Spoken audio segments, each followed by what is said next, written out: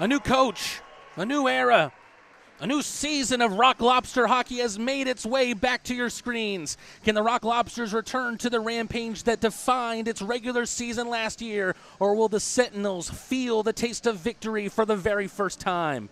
Good evening, Crustacean Nation. My name is Matteen Rad, and welcome to Hamilton Community Center and Ice Arena in Columbus, Indiana, where new franchise, the Indiana Sentinels, host your Athens Rock Lobsters. The Piedmont Athens Regional Pregame Show starts right here, right now. The Rock Lobsters welcome plenty of new faces this season, but none more important than the one behind the bench, head coach Garrett Rutledge, a former FPHL Coach of the Year. Rutledge comes into this program with a reputation as a player's coach and top-notch recruiter. Perhaps his biggest task is improving the hit clip of Athens' power play. Despite the offensive prowess, the team showed 5-on-5 last campaign. The power play ranked 9th out of 14 teams. The Sentinels dropped their first two games in franchise history last weekend here against the Topeka Scarecrows. However, they almost staged a late comeback in the Saturday loss 6-4 against Topeka. They're hoping they can build off the positives from that matchup and log their first ever franchise win. Let's take a look at the lines and pairs tonight, hoping to deprive them of that win in a special edition of our Athens Ford Engine Starters. The reigning FPHL MVP, Garrett Milan, will have a reigning FPHL champion in Chris Mott on one side of him and a mainstay of Georgia hockey and Eric Neely on the other. Gleb Banderk and Philip Virgili and pro hockey debutant Luke Croucher make up a line. Brandon Picard makes his return with rookie Jesse Lowell and Dominic Dumas. Powerhouse fighter Elias Thompson is the 10th forward. Pairs are Captain Fantastic Carter Shinkarik with Joe Colatarsi, Jordan Ribink with Michael Greco, and Jordan Rosenbaum with Matt Garcia. A Division I goaltender in college, Carter McPhail, makes his first Athens Rock Lobsters start. The starters tonight will be that line of Milan, Neely, and Mott, the pair of Carter Shinkarik and Joe Colatarsi, and of course McPhail in between the sticks. We pause for the national anthem. Oh, say, can you see by the dawn's early light what so proudly we hailed at the twilight's last gleaming, whose broad stripes and bright stars through the perilous fight o'er the ramparts we marched were so gallantly streaming, and against red light the bombs bursting gave proof through the night that our flag was still there.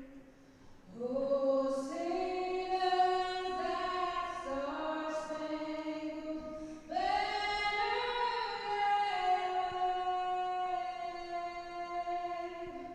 o'er the land of the free and the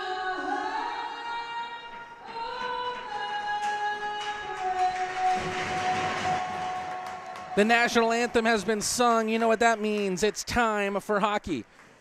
The starters are brought to you by Athens Ford. If you're going to buy a new truck, why not use the best Ford dealership in the Peach State? And that does it for the Piedmont Athens Regional Pregame Show. Piedmont, real change lives here. As we mentioned, the Sentinels opened up their season last weekend against a fellow new franchise, the Topeka Scarecrows. They lost both games, conceded a total of 12 goals. It was a scrappy weekend series against the Scarecrows with a total of 208 penalty minutes issued, 122 for Indiana. Trying to look towards the Indiana bench because I was told that Lester Brown would be behind the bench tonight despite the fact that he's been suspended. But I don't believe I see him over there now. Joining Garrett Rutledge behind the Athens Rock Lobster bench will be Kyle Christensen, assistant coach for Rutledge this year.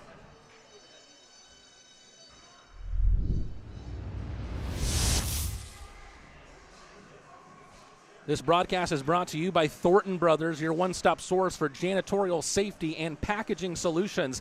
From restroom soap and protective eyewear to butcher paper and more. Thornton Brothers, they've got you covered.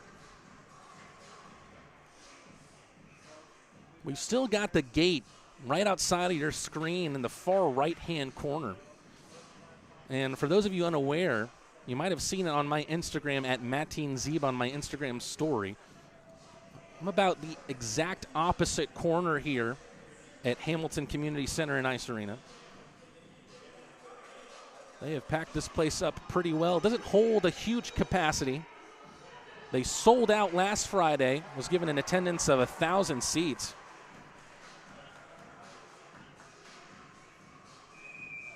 Looks like we're ready to get going here in Columbus, Indiana. You can feel the energy, the adrenaline, the electricity in the air. The puck is dropped on this one. The Rock Lobsters with some early possession. Joe Colatarsi, cutting pass in toward the center ice. Garrett Milan with a zone entry on the far side. An early shot attempt there from Eric Neely, and it's covered up by Bryn Sommerfeld, who gets the start in net tonight for the Sentinels. 23-year-old goaltender out of Farmington Hills, Michigan. Thought we might have seen Parker Rutherford tonight, but he is not even the backup. Another face-off here on the left side offensive zone. This time won by the Sentinels. Trying to wheel it out of there is Mullins. Will get it all the way down into the defensive zone for the Rock Lobsters, picked up by Captain Fantastic Carter Shinkarik. Neely on the near side boards, gets it poked away from him.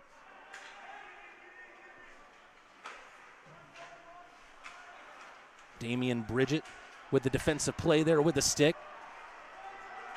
Shot coming right from the center of the ice, but it's deflected into the far corner. Referee has to remove his skate from the path of that puck. Carried in here on the near side. Ooh. I'm a far away from the play, but it looked like it was almost a slew foot there. Guess who coming in with some speed? Milan rips a shot, deflects hard off a stick and into the roof here.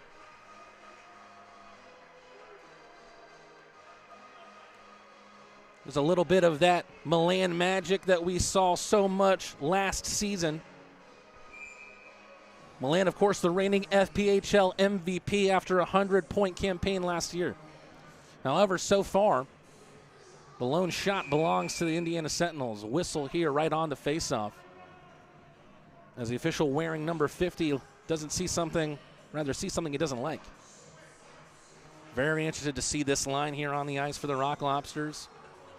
Luke Croucher on the far side of Philip Virgili. Gleb Van Durken, who was a very, very good player for the Danbury Hat-Tricks last year. He tries to deflect one past Sommerfeld, picked up here by Luke Croucher, who's showing a lot of speed here early. Makes a tumble there with Alexandra Vigor. Virgili, backhanded, back towards the line, sent back where it came from by Michael Greco. Great centering pass. There's no one there on the back door to try and answer that one. Michael Greco levels Vigor. We're likely to see that all season long from Michael Greco, just as we did when he joined the team mid-season. Poked ahead by Cameron Cote. Jesse Lowell trying to get free. Good shot on the short side from Dominic Dumas. Pad saved by Sommerfeld. Rock Lobsters playing a physical game here early. Lowell chases, gathers, back to the line, Matt Garcia. Garcia rips a shot, hits a body out in front. Picard retrieves, back to Garcia at the point. Picard on the left side of the circle rips a shot. Sommerfeld gets it in the breadbasket. Folks, let me tell you, it feels good to be back. It feels real good. You can tell these players out on the ice are feeling the same right now. Taking a look at the board, shots read Rock Lobsters shots 4, Indiana 1.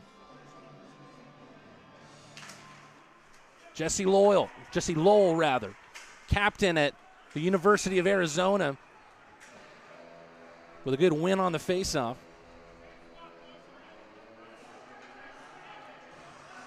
About 2 minutes, 20 seconds gone here in the first period. Garrett Rutledge will send a new unit out here. This top line, and what a top line it is. Reigning FPHL champion in Chris Mott, reigning FPHL MVP in Garrett Milan, and Eric Neely, a Georgia hockey legend. Shinkarik gets caught up there, but does well to make sure it stays in the zone. Turnaround shot from Mott. It fell to Neely, who couldn't do anything with it. From the goal line, Mott rips a pass to the point. Back to Kolatarski. Shinkarik showing the silky skills. Pad save from Sommerfeld. Sent the other way, but right now Indiana getting stuck in their own zone a lot. Connor Mullins unable to try and keep some possession towards the Rock Lobster net. Carter McPhail hasn't been troubled much. Believe the shots are reading backwards on the stream right now. That's a statistical issue through the FPHL website, just so everyone's aware. Nice little step there from Mott. Tries a backhand from a tight angle. Doesn't go. Stopped right in front of the Indiana bench by Michael Greco. His pass gets intercepted. Alexandra Vigor The man from France takes an early step and gets whistled for the offside. Nearly 3.5 minutes gone in this first game of the season for the Rock Lobsters. And they have been dominant in the early going, 7 shots to 1 against Indiana here. Virgili lining up here.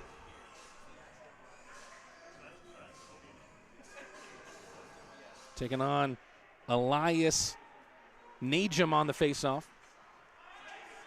Did Croucher get something on that? No, he didn't. It will be an icing against the Rock Lobsters. Really, really good energy, especially on the Rock Lobster side. Of course, we saw this roster morph as the season went on, and just saw something quite touching that we'll talk about a little bit later. Of course, a thought that rests very poignant on everyone's mind. We'll talk about it in a little bit. Nice little play with a skate there to himself from Croucher, but he gets whistled for an offside. Being hung right behind the Athens Rock Lobster bench, behind our new equipment manager, Micah, is an 88 jersey that says Orca Weisblatt. Of course, Orca Weisblatt tragically losing his life in the offseason, and it's really tough to talk about. Hopefully we can get him a win here, as out in front of the net, Gleb Van Durken deflects it wide. Tussle for the puck, pinballing all around the near side. Virgili has it fall to him. Croucher tries to rip a shot.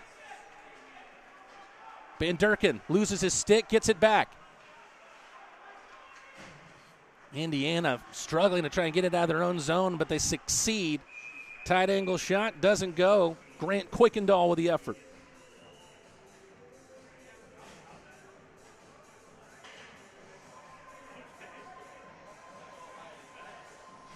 And it's just difficult not to talk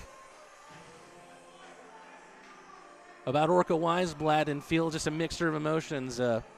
Thinking about who he was puts a smile on your face, but thinking about how we lost him brings a tear to your eye.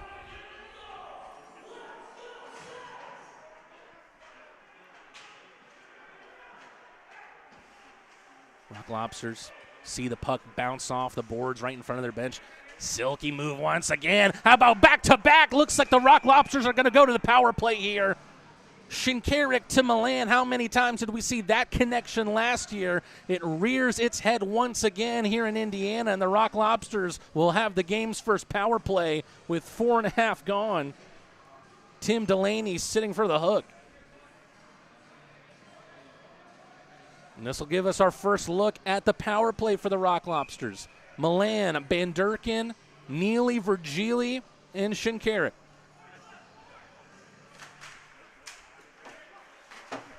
Virgili gets to the faceoff first. Van Durken has it deflect off. Slinger poked back toward him by Shinkarik. Van Durken here on the near side hash mark. Shinkarik thinks about the shot, instead sets up Milan. Good save there, in and out of the glove of Sommerfeld. Sent long by Indiana. Rock Lobsters will regroup in their own zone. It's left for Shinkarik, the captain by McPhail. 2 Carters combined there. Milan steps on the brakes, U-turns, back to the line. Shinkarik, Van Durken taking up the spot on the near side. Shinkarik rips a shot, comes up high, but into the boards behind Sommerfeld. Ooh, nifty little deflection there from Virgili, just wide on the initial shot from Van Durken. Virgili wheels away from the goal line. Shinkarik with a rocket. Another little deflection there out in front, this time by Neely. Referee has stopped the clock here with 57 seconds to go in this power play. He sees the net off its moorings. Of course, moorings of a net, a long-time rival of the Rock Lobsters.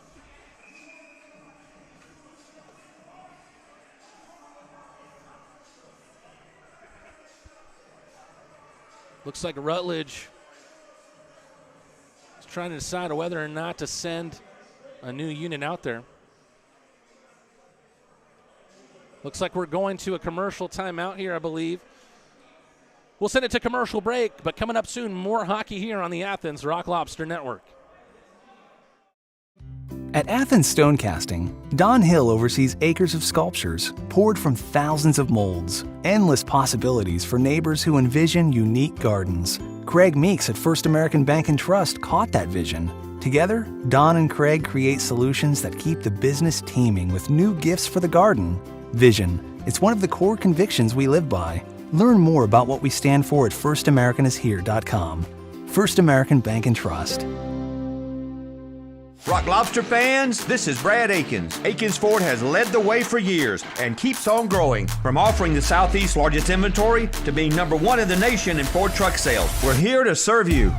Want to customize your ride? Our Wild Willie's accessories team can make it as unique as you are. Make it legendary. Need service? Our fleet of over a dozen mobile service vans come right to you. Akins Ford and Winder. We really are closer and bigger than you think. Rock Lobsters, let's go.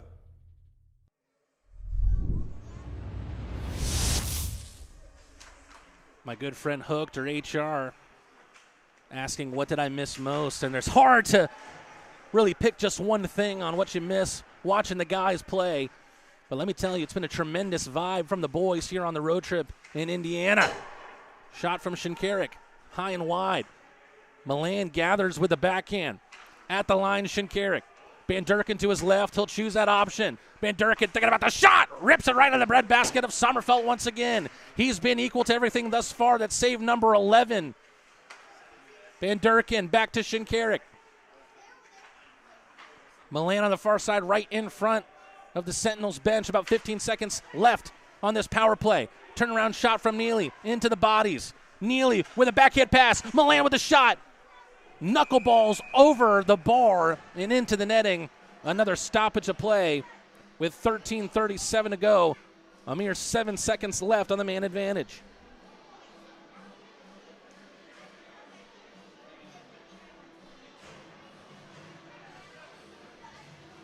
The Rock Lobsters looking much more the likely team to tickle the twine here in the early going. Once again, the shots on your feed that you see are reversed. 11-2, shots benefiting the Rock Lobsters. Indiana able to clear their lines and end that Rock Lobster power play, but still finding it difficult to generate, not even offense, just trying to get the puck out of their own zone. One-time shot from Kolatarsi wide. You start to get worried maybe in this kind of situation with the amount of shot attempts the Rock Lobsters have had, that they haven't found a way past Sommerfeld yet.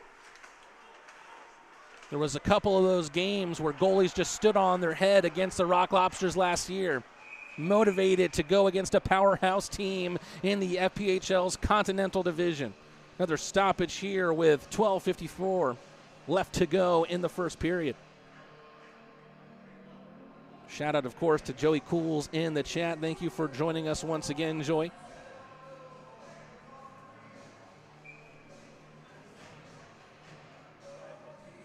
A rare offensive zone draw here for the Sentinels. Let's see if they're able to make anything out of this chance. Unable to try and pin the Rock Lobsters. A couple of brilliant moves there, and then the shot from the tough man, Elias Thompson. FPHL fans might know his hands for a different reason, but he shows the mitts off there. Little rush here for the Sentinels. But taken down to the ice there was a man that's wearing number 92, Joseph Tuber. Dumas taken to the glass by Basic. Lowell unable to keep that one in, chasing it down like a cat to a mouse. Dumas able to get through the swinging door of Delaney. Stopping everything, trying to gather their thoughts here as the Sentinels right behind. Barnett's hassled by Ben Durkin. Virgili fighting off 2, fighting off 3. Gets it taken away from him by Connor Mullins, who passes it into the net. Virgili asking here for the delay of game. And it looks like the Rock Lobsters are going to get it. Mullins passes it right into the netting. And the Rock Lobsters will have another chance to try and ripple the net with a man advantage.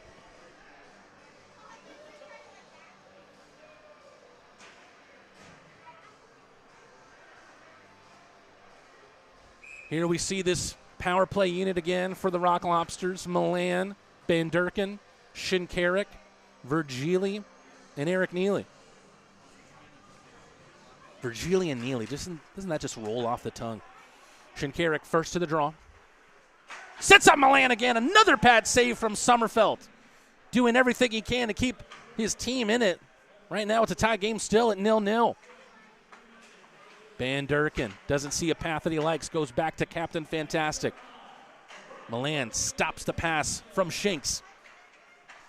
Rips a shot. Milan with a pirouette right to the right of the crease. We got another stoppage of play here. Is it the net off the moorings once again? A disappointing momentum killer for the Rock Lobsters. After Milan tried to feed anyone at the back door with a beautiful pirouette right off of the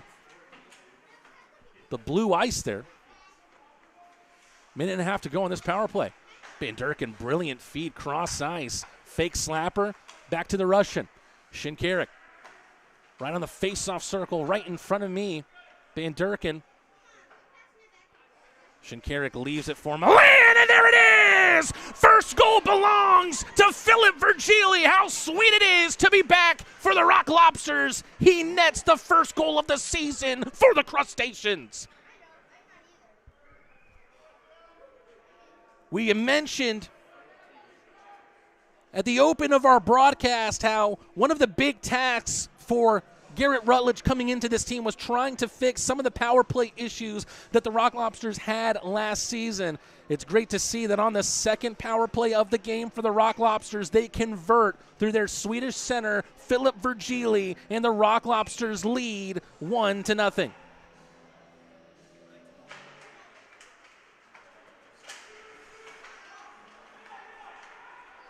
Once again, the goal scored there by Philip Virgili. As we see another shot from Jesse Lowell, saved by Sommerfeld. Got to the rebound first. Sommerfeld with a move once again, and the net is once again off its moorings.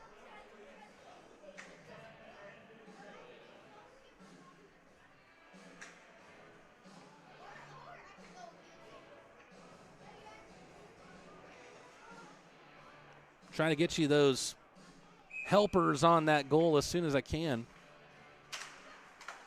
Lowell with a face-off win. Garcia, pass to the left. Picard. Loose puck right in the crease. And we have another stoppage in play here. I wonder if the referees are going to stop play and try to see if they could do anything with the net here. It's being checked on by one of the officials right now.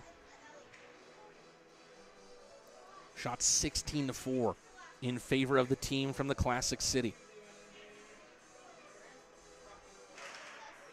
Lowell with a face-off win again. But taking it first there is Alexandre Vigor. Looks like the team clamoring for a penalty of their own. Indiana Sentinels.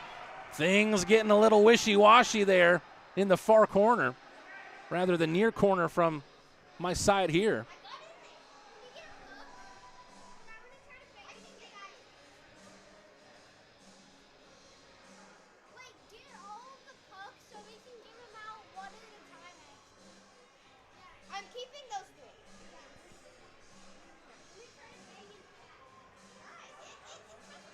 Not sure if I'm seeing anybody in the penalty box yet.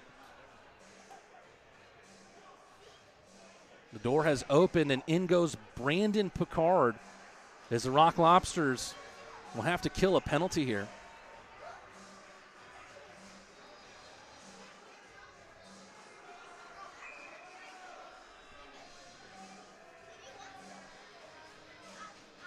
Picard, 2 minutes.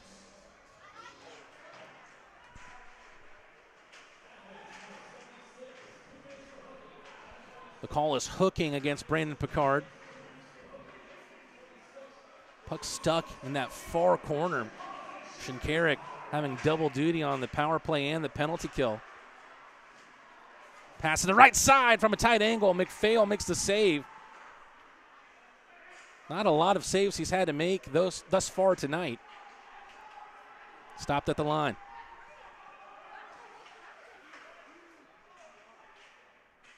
Trying to set up the shot at the point there is Delaney.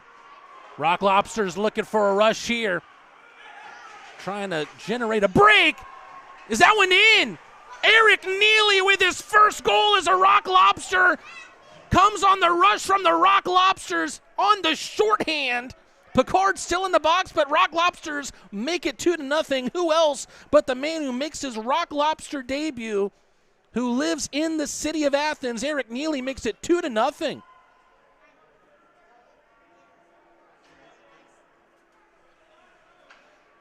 You see the first power play goal of the year for the Rock Lobsters, then you see the first shorthanded goal. Just what the doctor ordered.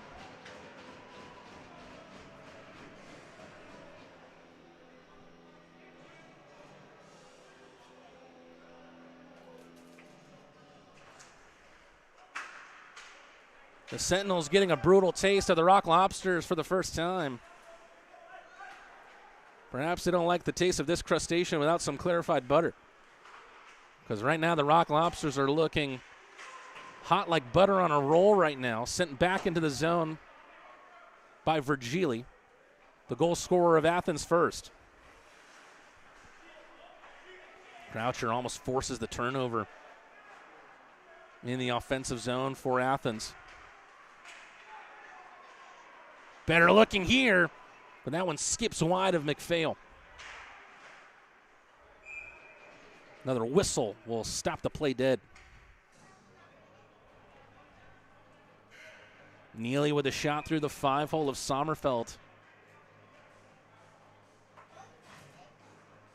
Looks like we're going to have another timeout here in the Hamilton Community Center and Ice Arena. More hockey coming up here on the Athens Rock Lobster Network.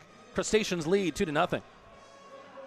Maybe not today, maybe not tomorrow, but soon your toilet will clog again. What if it won't flush? We'll always repair it. Nobody puts baby in a flooded corner. Maybe I should still fix it. You had me at hello. We've got same-day service. Plumbing completes me.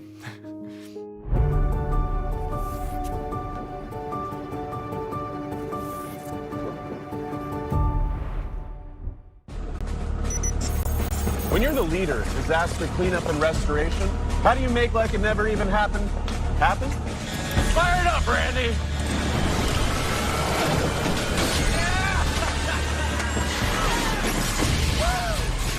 By being prepared for anything!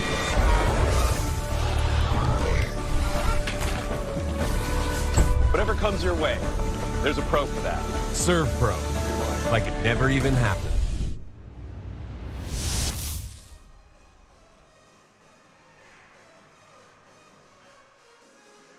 Both teams lining up for the face-off. Still 30 seconds of Indiana power play, which I believe they've only generated 2 shots on goal so far in the man advantage. Sommerfeld, I think, put his hand up for the icing there, not realizing that it was still an Indiana power play. Taking a look at the FPHL website right now, the first goal being given as Virgili from Milan. They're also giving Milan the goal on the second Rock Lobster netting.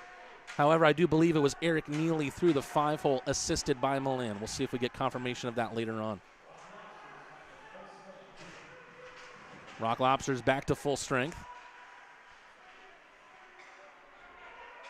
Ooh, good opportunity here, but a whiff on the shot. Second time around goes a little bit better, but not so much so for Cameron Cote.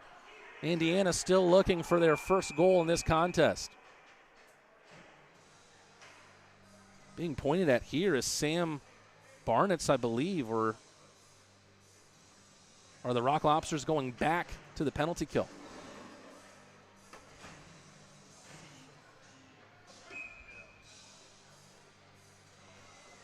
It looks like both teams will be playing at even strength. There must have been an offside called there. against the Sentinels. Virgili, brilliant entry. Luke Croucher getting slammed into the glass right in front of me. No doubt I have a front row seat here tonight with a great view. Nice little deflection. Van Durken comes off the midsection of Croucher. Tries to center it back to the Russian. Here he is behind the goal line being surrounded by 3 Sentinels. Cameron Cote takes it away. Nice little poke there from Jordan Ribbink as he's making his professional debut tonight. McPhail out of his crease to try and get that one, but it's wide enough to go past his glove. Virgili frustrated as he believed that there was a Sentinel that grabbed a hold of him as he tried to enter the zone. Shot in from the Sentinels, saved by McPhail, who stops play.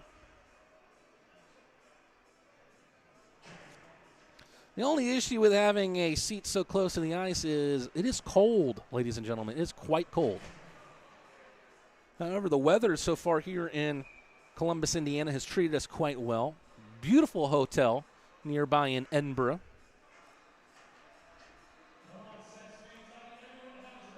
Another offensive zone draw here for the Sentinels.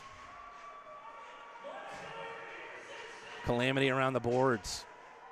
Play right now about as far away from me as it can possibly be.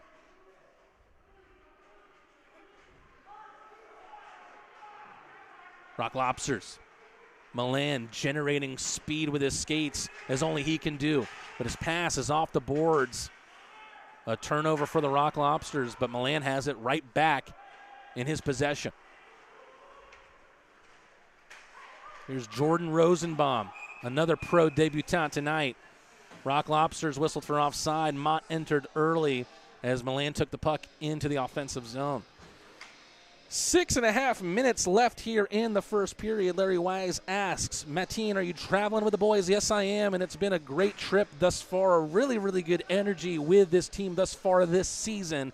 You can really feel the excitement right now in the Athens Rock Lobster camp. They were itching to get going, and now here we are. Something 5 months in the making since the Rock Lobsters exited the quarterfinals against the Columbus River Dragons, and it looks like they're coming back hungrier than ever. Shinkarik to Mott, around, Sommerfeld handles. Almost getting caught up there as Neely on the forecheck was trying to commit some danger for the Rock Lobsters. Mott lays a dirty hit on Najum. Not dirty in the officiating sense, but and Najum has to just rub some dirt off of himself. Milan centering pass. Neely didn't get there in time. Better here from the Sentinels. But Kolatarsi, known for his defensive positioning last year, does well with it. Neely enters on the far side, having scored earlier on in the period to make it 2-0. 5.5 minutes left to go in the first period. Beautiful pass from out behind the net from Neely to find Milan. Greco with a one-time shot, knuckles toward me. Milan with a one-timer, pad save, Sommerfeld. Make sure you stick with us through the first intermission. We have our first Coach's Quarter recorded of the season. You might have seen it on our YouTube page. But my conversation with new head coach Garrett Rutledge as Virgili has a shot saved by the pad. Virgili getting himself dirty out in front of Sommerfeld's net. That's how he scored the first goal on the Rock Lobster power play. Athens added later on with a shorthanded effort from Neely. Batted down there by Sam Barnitz.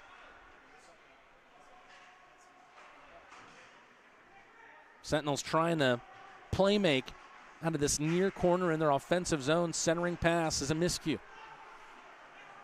Van Durken, the Russian, showing off the speed, rushing towards the net. U-turn, Virgili to the far side. Croucher got a lot of speed himself. These are some fast skaters on this line for the Rock Lobsters. And a little bit of international flair. Tight angle shot, Van Durkin. Jesse Lowell onto the ice. A captain last year for the University of Arizona, also represented the USA as an alternate captain in the World Cup of University Hockey. Romeo Terrain takes it here. Goal and assist for him last game versus Topeka. Shot from the high slot, deflects wide from Dumas. Rock Lobsters, 22 shots in this first period thus far. Picard allowing some time for the rest of his line to get on the ice. Tries a little bit of trickery, but Tim Delaney able to get it past the French Canadian. Some uninterrupted play for some time here in the first period.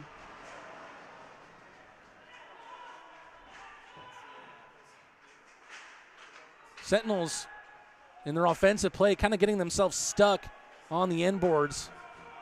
Deflection, icing waved off. Sommerfeld leaves it for Mullins.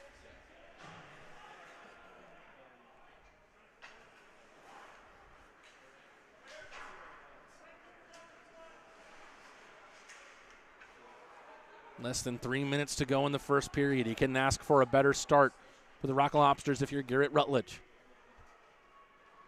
Coaching in his first game behind the bench for the Crustaceans. A former FPHL Coach of the Year, formerly of the Carolina Thunderbirds. Those of you missing the news there, they're now referred to as the Twin City Thunderbirds. Nice little move there. Then the shot came from Joseph Tuber. Tuber out of Czechia, trying to log the first goal of the night for Indiana. Not going their way thus far, but they have now logged their 10th shot of the period. Back to another commercial break here on the Rock Lobster Network. Athens leads 2-0, goals from Virgili and Neely. How sweet it is. UGA football player Amarius Mims suffered a serious injury. The quality care from the Piedmont team changed his life. As a football player, my body is everything to me. When I got injured, I was worried about my future in the game, but you and your team's expertise, care, and support reassured me from the start. I've been able to recover because of the quality care I received at Piedmont, and I am back playing at my full potential on the field.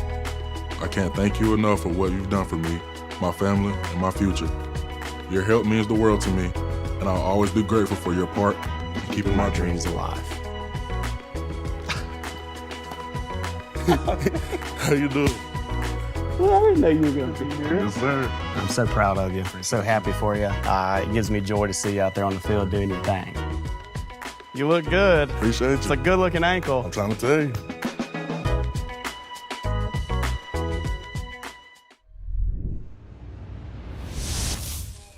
Want to move better, feel stronger, and live healthier? Join Athens Health and Fitness. Personal training, results-driven programs, a community that pushes you. Check them out at athenshealthandfitness.com today. Sentinels haven't been able to make the most of their chances on the offensive zone draw. Puck pinballing around the face-off circle. Carter Shinkarik using his speed to get there first. Mott tries to go backhand before centering a pass toward Milan. He gets edged off the puck. Mott shot gets deflected off the board, sticks it back in the zone for Milan to chase. Milan gets taken to the boards by Mullins. Lee sends it long. Deflects favorably for Athens. Shinkarik not seeing a route that he likes. Sends it the width of his ice for his partner, Joe Kolatarsi. Oh, beautiful move over center ice by Shinkarik. Shot just wide. Croucher with a stiff arm, trying to generate some play. That one didn't leave the zone, save the linesman. Virgili, pirouette, backhanded shot. Takes a slight hit from Terrain, and then gets taken down to the ice by Cote. Van Durkin pirouettes with a puck. Really clever attempt from Virgili to try and get it back to the Russian. Centering pass once again from the Swede behind the net. Just misses Croucher. Van Durkin making his office in the trapezoid. Long-range shot into the edge of the netting. That one was skipping like a stone on a stream.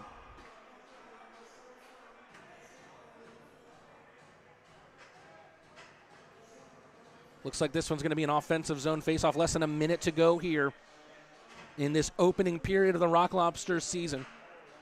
And what a period it's been thus far.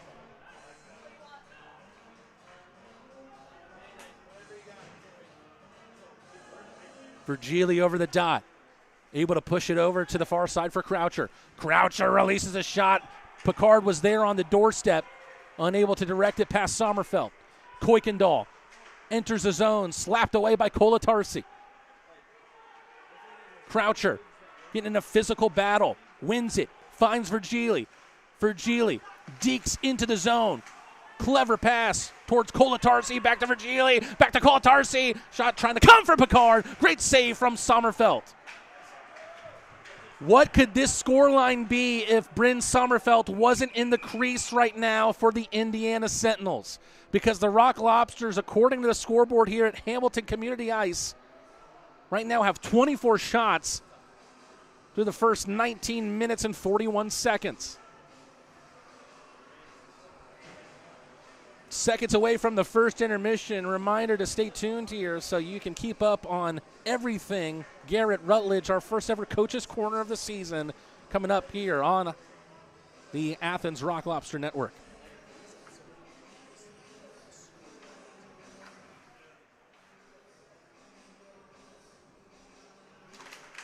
Linesman drops the puck. Eklund can only get it as far as Shinkarik. That one would have been heading straight for my face. Thank God for glass here at the rink. 10 seconds to go. Deflected pass off of Eklund. Rock Lobsters thought there might have been a chance for them to keep it in the zone. But the action will end here in the first period as Mott sends one in. The Rock Lobsters will go back into the locker room with a 2-0 lead. The opening goal on the Rock Lobsters' second power play of the year came at the 9:02 mark.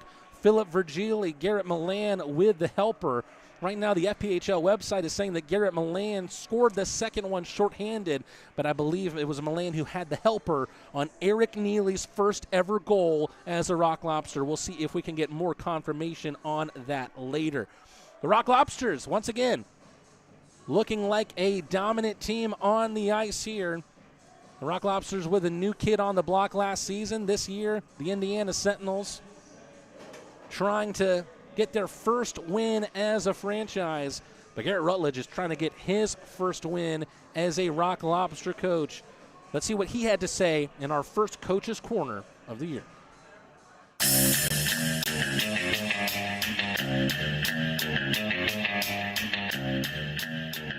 How's it going, Crustacean Nation? We're back for Coach's Corners for the 2025-26 season.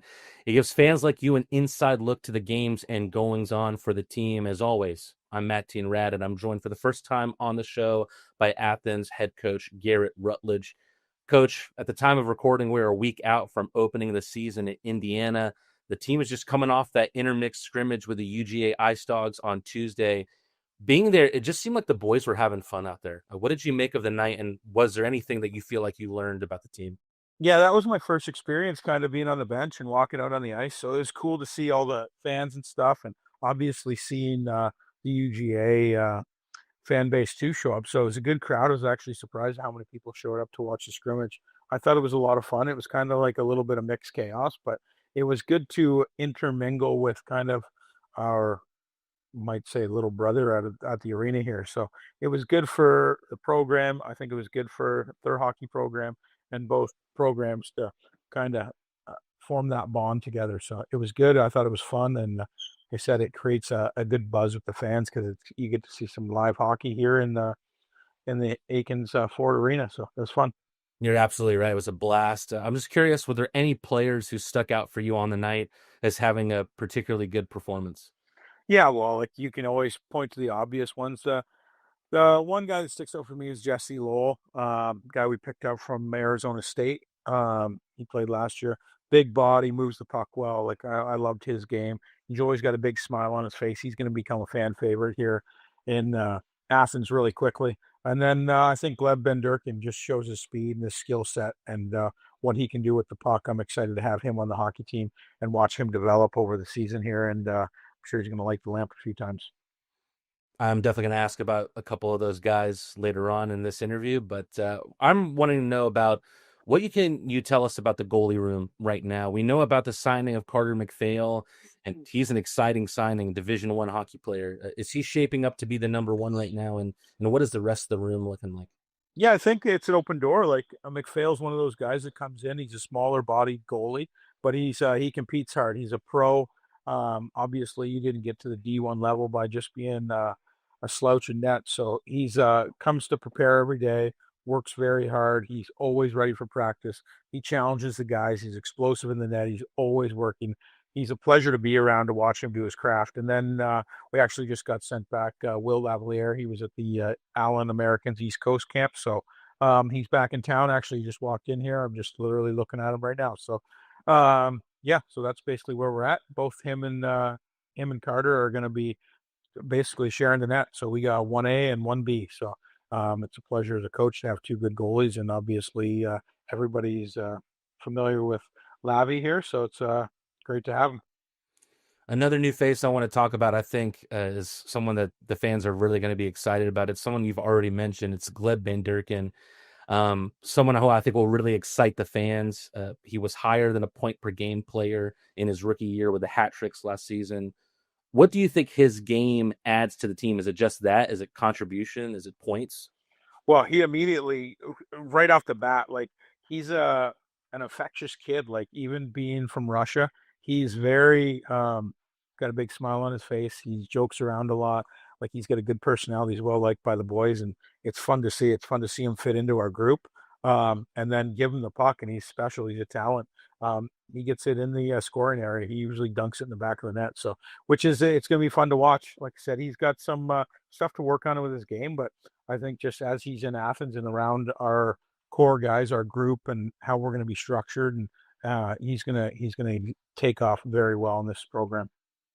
As we said earlier, we're a week out from opening the season in Columbus. I know there's still some things to be ironed out. Columbus, Indiana, I guess I should be completely transparent there. I know there's still some things to be ironed out, but how set do you feel the roster is right now? Yeah, we're pretty set up front. We got a couple new guys that are going to be joining the club here. Like I said, looking for another defenseman or two to come in here just to round out our roster. And then pretty much opening night, our roster is pretty much set within just a couple of small tweaks. So I'm looking forward to going to Indiana, getting on the road with the boys. It's kind of nice to kind of start on the road. I know the guys started last year on the road, but it's nice to always get out of training camp and get with your team. And so you can get the hotel, team meals, and like that travel and kind of have some fun together and then go play some hockey and hopefully bring back 2 wins and then get the ball rolling and go right into PD and just keep this thing the ship sailing per se. I know you still have some decisions to make, but one of the combinations that we saw during the scrimmage was the pair of Michael Greco and Carter Shinkarik. As it stands, do you think that's a defensive pair that we'll see during the season as well? Yeah, I think so. Like I said, everybody's pretty much interchangeable. I don't like to guys don't have to stay together all the time. So I'm kind of like a 5-man piece out there. Everybody's not really all set together. So I like my defense. They can basically jump in and play with whoever. Obviously they're 2 veterans. So if we have 2 younger guys, say it's Rosie or it's Garcia that played his first year last year, it's like they can put the veteran leadership out there with them and kind of guide the way and steer the ship. Do you have that same philosophy with your forward lines? Because during that scrimmage, we saw why Garrett Milan was the reigning MVP of this league, a hat trick in that scrimmage on Tuesday. And I was just wondering if there's anything you could potentially tell us about who you see on a line with Millsy to create a real top trio, because he seems like one of those guys that just makes everyone better around him. So right away, Joe Max, one of the top players that I brought in here for the Rock Lobsters. He played Erie Otters, Sarnia Sting in the CHL, and then he played 4 years of CIS at Lakehead University. So very good player, big body, knows how to play the game. I can see him starting with Milan. And then I'll probably let the cat out of the bag now. We also signed Eric Neely So another top player that's played in the East Coast. And it's going to be a real good player for us. Veteran leadership, hometown guy. He is from Athens, and I know a lot of fans have been asking around a little bit of the buzz around him coming to play for us. So it's been a pleasure to have him on the ice and his leadership, and then getting to watch him and Milan together. And Mac is going to be a special top line. Just very excited to see how this team looks on the ice this year. Someone else who we saw score in that scrimmage was Bohdan Zinchenko, and it was unfortunate for him last year. I don't know if you know the whole story. Came in from that Danville situation, which was unfortunate as it was. He came in wanting to impress. I think he took a knock in his first game for us, maybe even his first shift. Are you getting that same energy from Zinni now that he's hungry to make an impression? Yeah, he's been good too. Like he's been actually very good for Gleb and stuff. They still like anything I say that Gleb doesn't understand. Zinks kind of takes the leadership role, and I'll explain it to him in Russian or translate to him for me. So it's been great to have him around. He's looked great on the ice. He's come in great shape. He demands the puck. Like I said, he's been real good. He's been scoring. I couldn't be happier with him right now. So he's got a real good opportunity here. And like I said, he didn't obviously a couple bad bounces last year with getting injured. And obviously when you go into playoffs, you got to make some tough decisions, and coming back from injury is going to be tough. So, with that being said, yeah, I look forward to all the guys actually. So it's not one guy that I'm not looking forward to seeing. Like that's kind of what I've said before with meetings with you, Matteen, is like when we sit down and you build a hockey team all summer, and you talk to these guys, you recruit them. The best part about it is seeing them come out on the ice in their jerseys and watching them have success. And it's like, that's what hockey's all about. It's like, let them go do their thing. Right. And you see a big smile on their face, and especially when they score, they get the first one and fans are cheering them on. It's just, it's what it's all about. You brought up a little bit about the leadership that Eric Neely presents, and I think there's also obvious guys. Our captain, Carter Shinkarett, Garrett Milan, he was also involved as an assistant coach last season. Are there other guys that are presenting themselves as leaders as training camp has gone on and as the early parts of the season have gone on? I'll say, like, the team was built last year on absolute leaders. So when you're looking for guys to lead this hockey team, like again, you look back to the Jesse Lowell's, he's played very well like in the action, had great success in that. So he's been a leader at that level. You bring in a guy like Christopher Mott, like he played on the Binghamton Black Bears. They won a championship. I'm looking for guys that want to be winners. And with that being said, like Philip Virgilio, like Phil's unreal. He could be the captain too. Like again, all these guys have put so much work in last year and were adaptable from the problems with the rink at the beginning of the year, or just like having everything to start on the road. Everybody was so dialed in that the culture has been started here, and you can see how the Shinkaruks, the Milans, the Grecos have all had their footprint going forward. Like every morning I sit here and I go and have coffee, and there the guys are mean business casual. They have a standard. They want to win. They want to put the work in. They do everything as a hockey team. They eat dinner together. They're having fun. There's no individual groups per se on a team. Like it's just like it's been great to have them around. Like our leadership group's been unreal, and I think it's going to pay this organization dividends way down the road for a long time. By the way, our leadership group has come in already and set the standard of how things are going to be and how our hockey team's going to operate. So it's great. Like I said, pretty much everybody's got a voice in there at some point. So it's been amazing. But I would say Phil Virgili's another guy that could wear a C and a big piece in the back end. Michael Greco again has played a lot of games in this league, knows what it takes to win and how hard of a grind it is. So it's like, again, the standard at practice is like, it's not always me barking at guys. It's like, it takes the other guys to tow guys into the fight. Like I've been on some good hockey teams, coached and stuff, and some of the elite players that play, they have the ability. And I'll just say, like, that's what like these top guys in the NHL, like Sidney Crosby, they have the ability to bring other players into the fight. What I mean by that is things aren't going well or whatever, they have the, I don't know, gravitational ability to just their personality to just bring them along and make everybody better around them. So I think we've got a whole bunch of really good kids in there, and I say kids, I mean they're like young men or middle-aged men, I guess, some of them. So it's great to see. I don't think we're going to have any problem with any type of leadership with this hockey team or having a team that's going to be fun to watch. I'm curious because something that me and you talked a lot about in our live Q&As was about you came in with this huge reputation of being a player's coach. And with that being the case and that kind of being your philosophy of how you run a team, how how important is it to fill the guys or fill the locker room with guys that are kind of almost coaches players, if you will? Yeah, again, it starts with talking to your players, knowing how they are, reading the room. Like some days the team's not going to be feeling the best, so it's like you got to adjust your practices. You got to take what a guy like Shinks or Milan want to do. Like even today, like guys are like, he's like, well, like you want to do some scoring drills and like get a few more touches and get a lot more flow going and stuff like that. The boys just said, like again, I come in a little bit late and it's like it's trying to teach them defensive zone stuff and it's a lot. So you read the room kind of thing. You take what they're saying, whether the guys are tired. Like it could be even pushing practice till noon. So instead of skating every day at 8 a.m. or 9 a.m., let the guys sleep in for a bit. Let them get up and do their thing, and like you know what I mean. And then just small things like that. That's what makes you a player's coach. I think like the players are a big part of it. They can tell you what's going on, and like as a coach, I have an open door policy. Like I said, I open my door every morning when they walk in.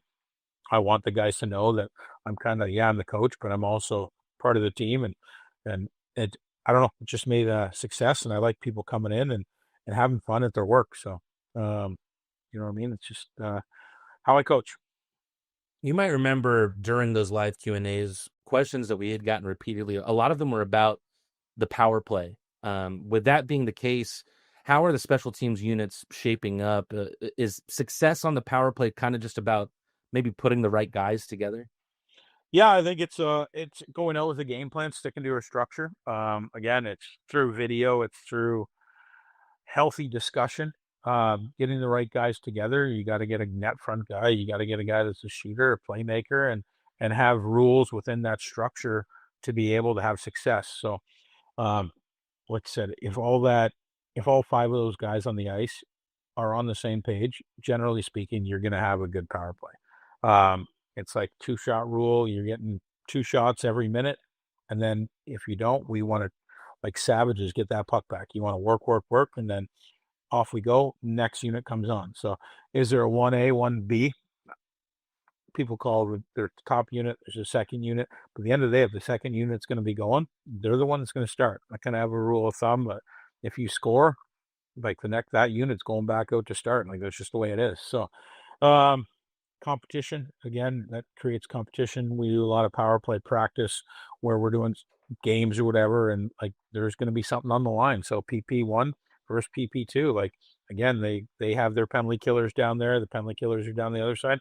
If you lose, hey, there's going to be you got to pay the piper kind of thing. So there could be something up for grabs. There could be skating afterwards. You might have to pack the bus. Who knows? Whatever they bet. So I like to create competition and a lot of back and forth on the ice. So I think it's healthy for them. And yeah.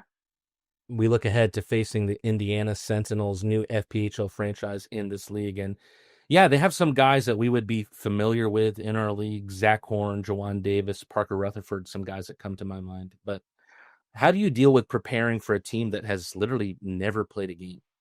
Yeah. Well, they play tonight, so I'll be able to watch some of that tonight. Well, I guess that's But true. Yeah.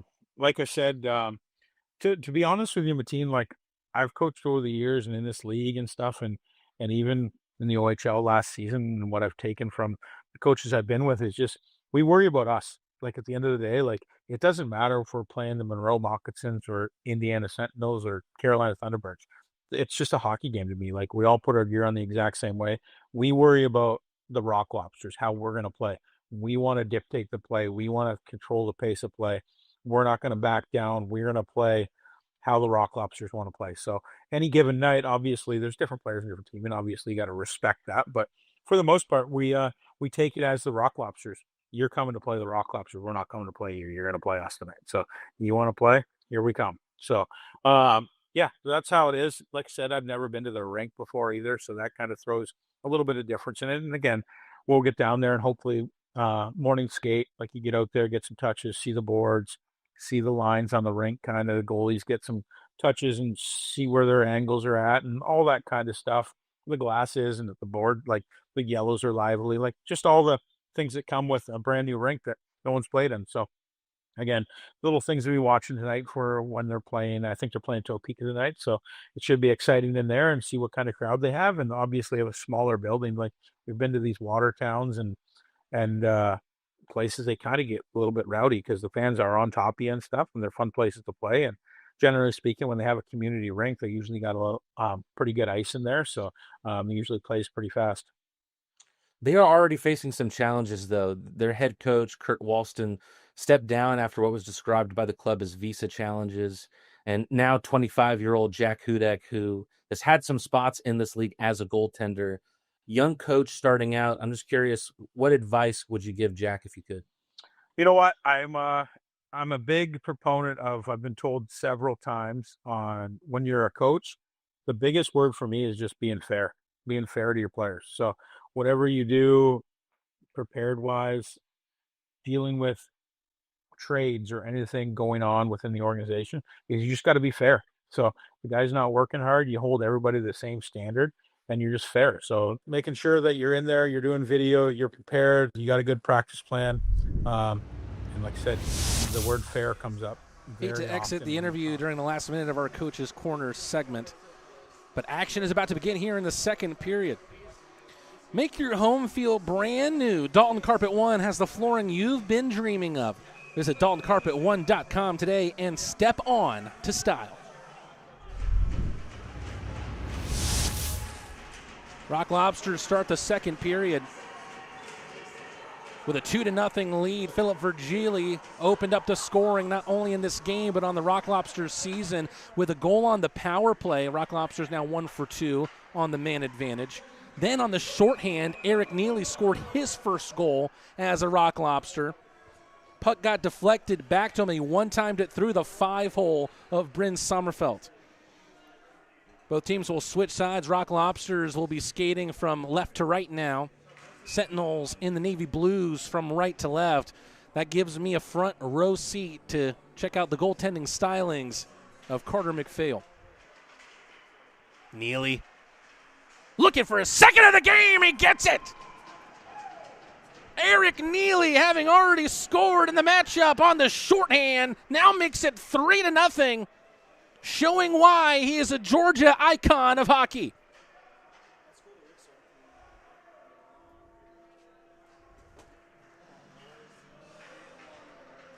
What a start to the season, what a start to the game, what a start to this second period for the Athens Rock Lobsters. Eric Neely makes it 3-0 on his second goal of the night.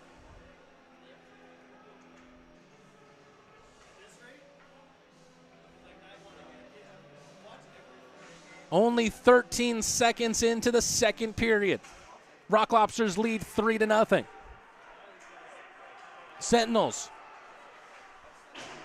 perhaps feeling extra motivated after that third goal from the Rock Lobsters. A good zone entry here. But the Rock Lobsters have been solid defensively, crushing and crunching the Sentinels in their defensive ice. Turnover from Indiana, a bad one. Van Durkin to the right side for Croucher. Centering effort for Gili in the high slot, gets tripped up, and the shot goes wide.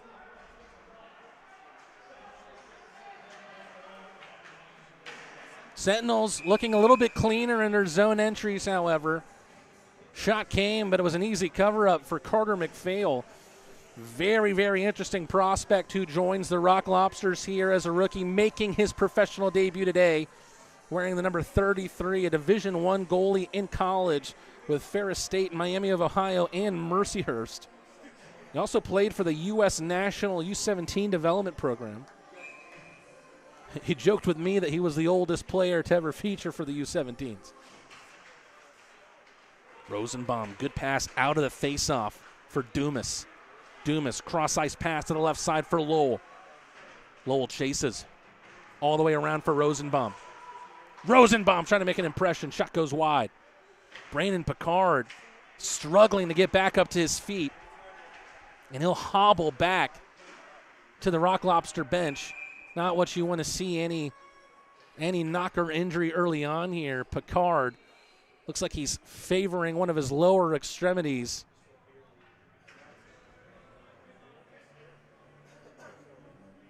He'll get checked on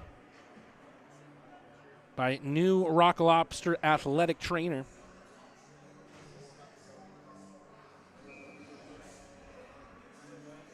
His name is Jun Hashiwaki. Been very, very impressed with him thus far. A really put together guy. 18:43 to go. Hopefully we see Picard back on the ice at some time. Here's Neely again. Already looking for the hat trick in his Rock Lobster debut. Shot from Rosenbaum goes wide. Hard off the scorer's table boards. Icing against the Sentinels.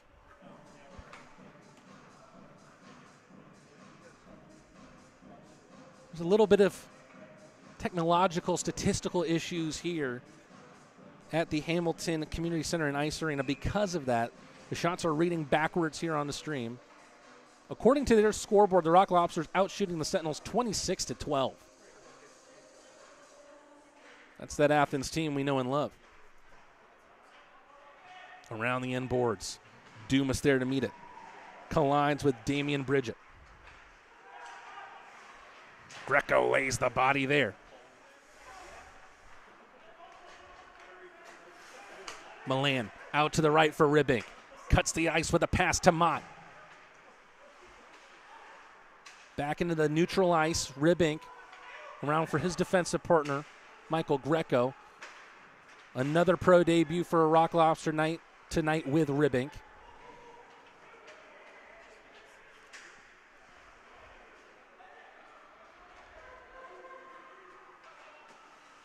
Indiana trying to make something happen here. Dump in and change by Damian Bridget. Michael Greco glides behind his net. Rock Lobsters have possession cut out in their offensive zone. Ribbink will have to fetch here. Does well with it. Stiff arm and Cote. And flipping it up the far boards. Croucher using his speed to get there. Croucher behind the net. Gets taken down to the ice.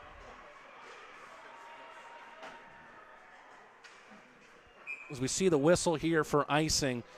Something that's very, very interesting content-wise is Luke Croucher documents his story as a collegiate hockey player turning into a pro hockey player. If you're interested in seeing anything like that, make sure you follow him at Luke Croucha. That's LUKECROUCHA. Athens really keeping the pressure here. Virgili has really made a nuisance of himself against Sommerfeld. Constantly on the welcome mat against the goaltender from Farmington Hills, Michigan. Sommerfeld gets it right this time, freezes time with 16:51 remaining in this middle period. Sommerfeld somewhat hard done by in this game. He's been the busier goaltender by far. 25 saves thus far for him. On the other side, Carter McPhail looking for a shutout. And I just realized what I've said. Don't get mad at me in the chat. I'm sorry. I'm sorry. Don't throw tomatoes just yet. We still got a lot of game to go. Luke Croucher consistently like a gnat in the Sentinels' faces. Taking on 2-3 guys at a time. Vigor dispossessed by Van Durken, trying to take his knees out. Van Durken still on his feet. Croucher with a great little move. Did that one in? Yes, it is. Luke Croucher makes it 4. Luke Croucher with a goal. He had a poll on his Instagram asking his fans what his stat line might be. One of those options was a goal, and Luke Croucher has his first professional goal as a Rock Lobster.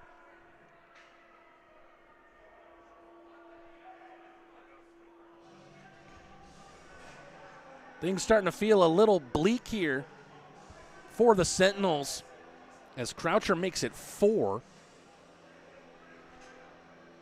In my talks with Jim Mirabello, the play-by-play commentator here in Indiana, he said that quick consecutive goals had been an issue for the Sentinels in the opening series against Topeka. Real quick, want to give a huge shout out to everybody watching at the Buffalo Wild Wings watch party. Just want to say we love you guys. We can't wait to see you in the tank next Saturday.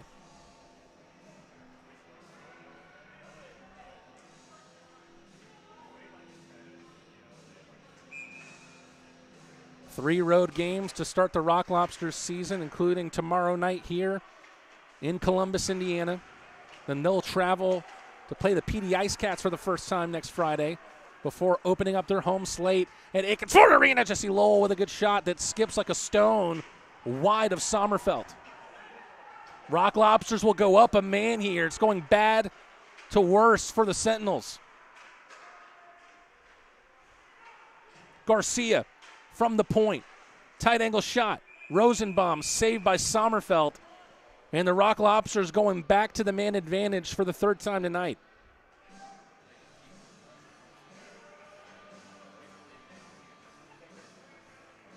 A stunned silence, a hush over the fans here at Hamilton Community Center and Ice Arena.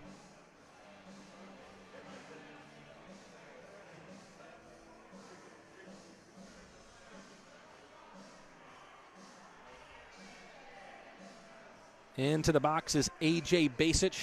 Rock Lobsters already having a power play goal tonight. One to watch here on the man advantage is Eric Neely. He's on hat-trick watch. Scored in the first 13 seconds of the second period. Shinkarik, the quarterback of this Rock Lobster power play. Van Durken on the left side. Back to the line for Shinkarik. Milan's office is on the right. Van Durken overskated the pass. Rock Lobsters unable to keep it in, but they'll recycle. Re-entering is Neely. That one just escaping the glove of Virgili. Athletic play there from McPhail to stop it at the goal line. Shinkarik wheeling away. Neely. Neely moving all around here. Pass a little too quick for Milan to handle.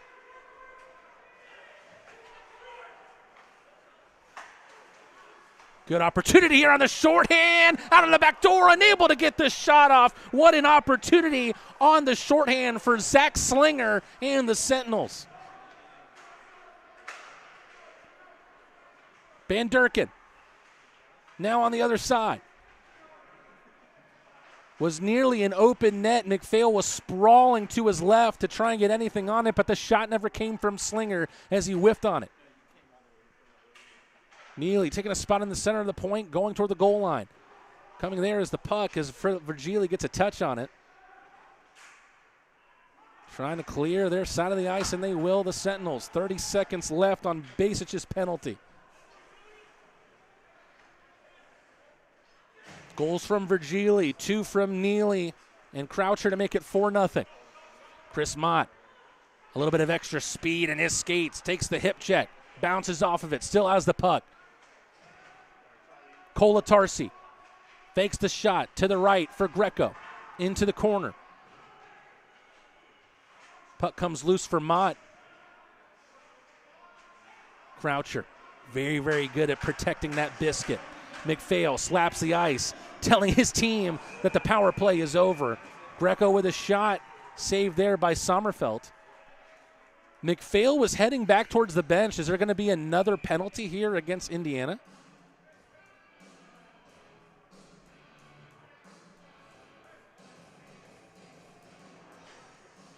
Looks like McPhail perhaps was just anticipating the timeout here. We go to another commercial break. Stay tuned here. The Rock Lobsters rocking it here in Columbus, Indiana. More hockey to come on the Athens Rock Lobster Network. When you're the Athens Rock Lobsters' biggest enforcer, life can get pretty messy. That's when Justin Portillo calls Crawford Laundry. Justin Portillo only trusts Crawford Laundry to get his toughest game day stains out in plenty of time for the next one. When you're the Athens Rock Lobsters' biggest... Since we opened in 1968, we've taken pride in our professional staff. Unparalleled customer service is our legacy. Experience the best, skilled hands and friendly faces. At Stanfield Air Systems, satisfaction is not just a guarantee, it's our tradition. Schedule online at stanfieldair.com.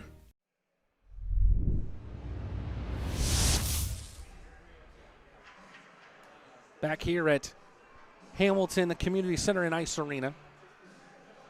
Rock Lobsters with, as it stands, a good 2-goal-a-period clip.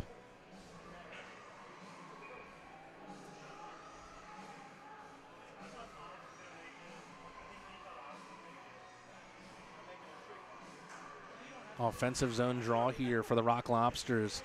It's been all crustaceans here, and we haven't even reached the middle part of this game. Still 3.5 minutes before the halfway point. Rosenbaum dumps it in. Garcia. Really good play with that bobbling puck to keep it in, but now the Sentinels moving from east to west. Ocean Eklund with a dump in there. Out of Sweden. Rosenbaum. Picture perfect pass to Lowell. Gets his own loose puck. Falls favorably there for Dumas.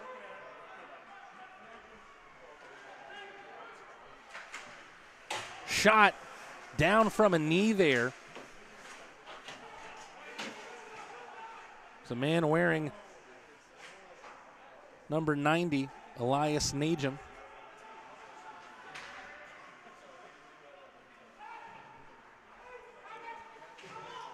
It's been somewhat of a coaching carousel for the Sentinels as of late.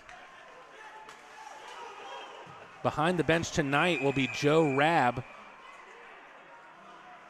Chris Mott getting called for a penalty here. The Rock Lobsters will have to try and keep the biscuit out of the oven on the shorthand.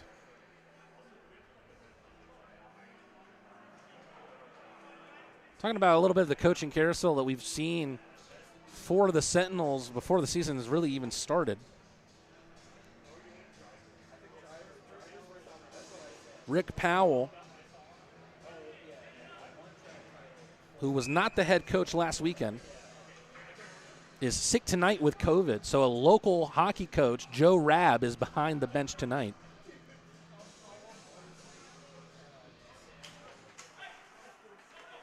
Good draw here from the Sentinels. Can they make something happen on the power play? They have already conceded a shorthanded goal tonight. Mott with a hold. Will sit for 2 minutes. Tight angle shot on the shorthand. Even with a man down, it's been all Athens.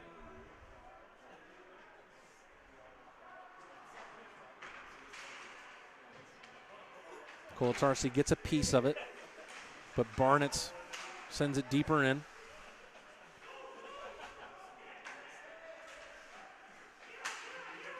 Some quick exchanges here on the man advantage. Shot spills to the left of McPhail. Olivenstrom. Little shot looking for a tip out in front. Comes off the blade of Barnett's. Great save. Perhaps the best save of the night thus far for McPhail.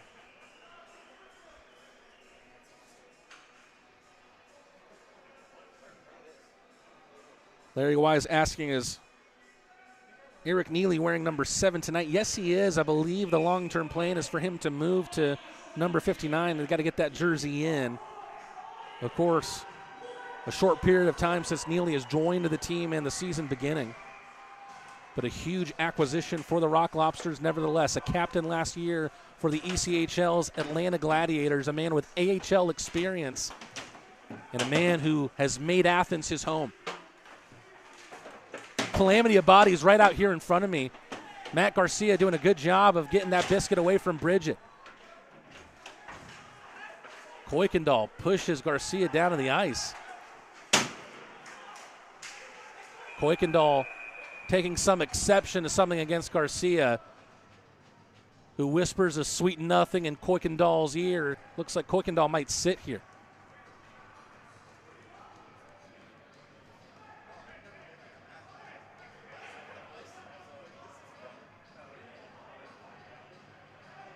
Looks like actually the whistle came because of the loose net on the moorings once again.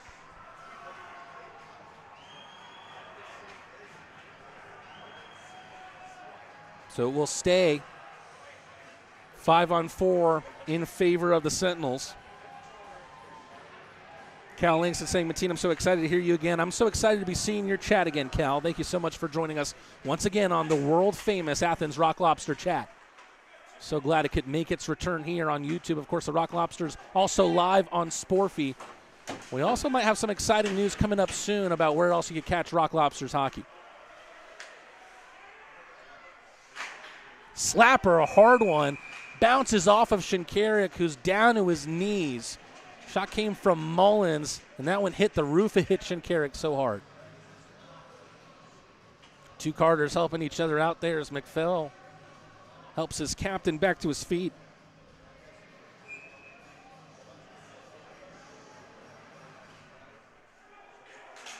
Face-off win from Athens. Carter Shinkarik looking no worse from wear. No worse for wear, rather.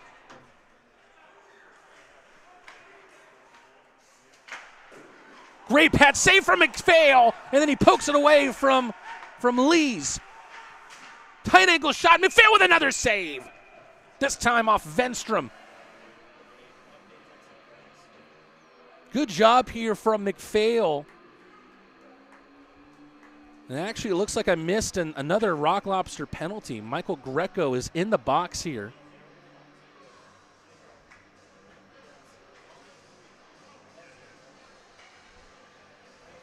So the Sentinels trying to do what they haven't done thus far, is use that man advantage to their advantage.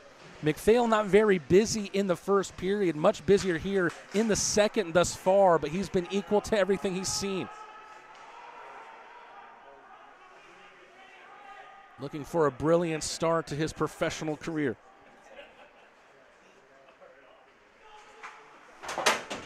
Hard around the glass, rattling my eardrums. Jesse Lowell, great defensive play, deep in his own ice. Turns it around and sends it the length of the ice. Croucher with the forecheck, able to win it back. Gets his face taken into the glass for his efforts. Alexandre Vigor. Shot comes back. Knuckleballing on McPhail. He still has the puck in his glove. Kuykendall and Garcia continue to jaw at each other. Garcia, unable to see it on your camera angle at home, I'm sure sticks his tongue out at Kuykendall, trying to egg him on.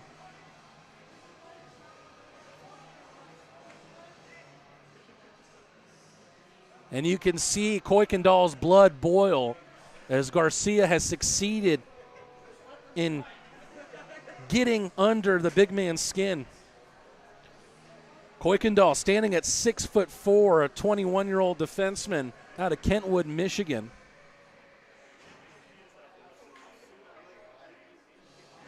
Matt Garcia tells Kuykendall he's all talk out on the bench. That's definitely going to be one to watch as this game continues to go on. Custom Mustard asking about the other name of the platform that we stream games on. That is Sporfy. You can catch all FPHL games on fphl.sporfy. That's sporfie.com. Once again, that's fphl.sporfy.com.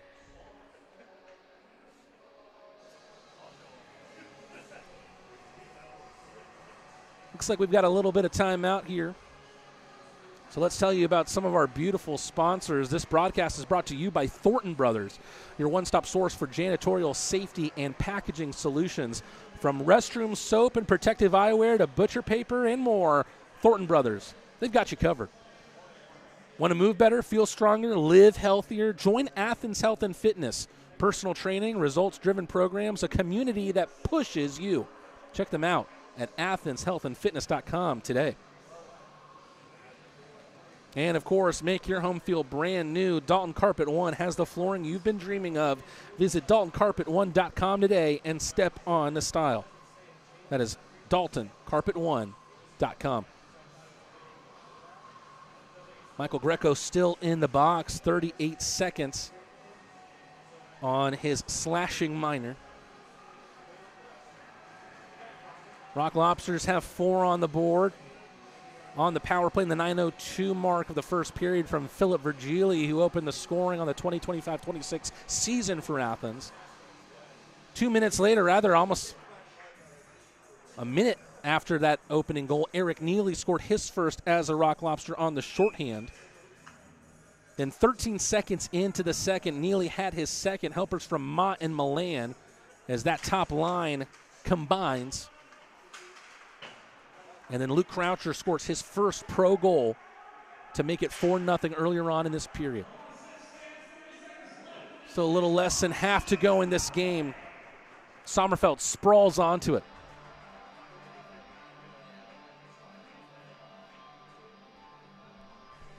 Talking about Carter McPhail and what he's done so far in this game, 18 saves for the Michigan native. It's somewhat rare to see Division I alumni like McPhail come into the FPHL, but a very, very interesting prospect, to say the least. Colatarsi, one-time shot, collected it off the boards. One of the easier saves Sommerfeld's had to make.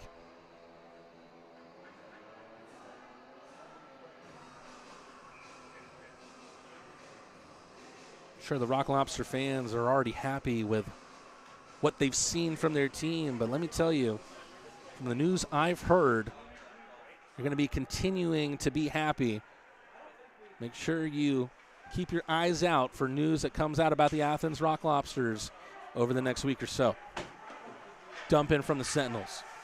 McPhail in the trap to the point. Mullins sends it back where it came from. Nice little backhand feed from Milan to Neely. Neely on hat trick watch. Shinkarik turn around. Neely centering pass. Milan looks like he thought he might have had one there.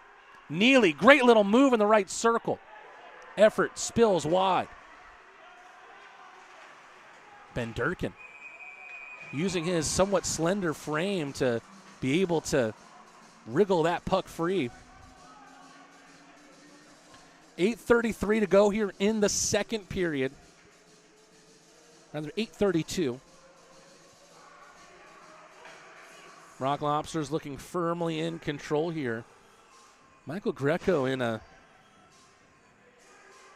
somewhat looking contested conversation with the official.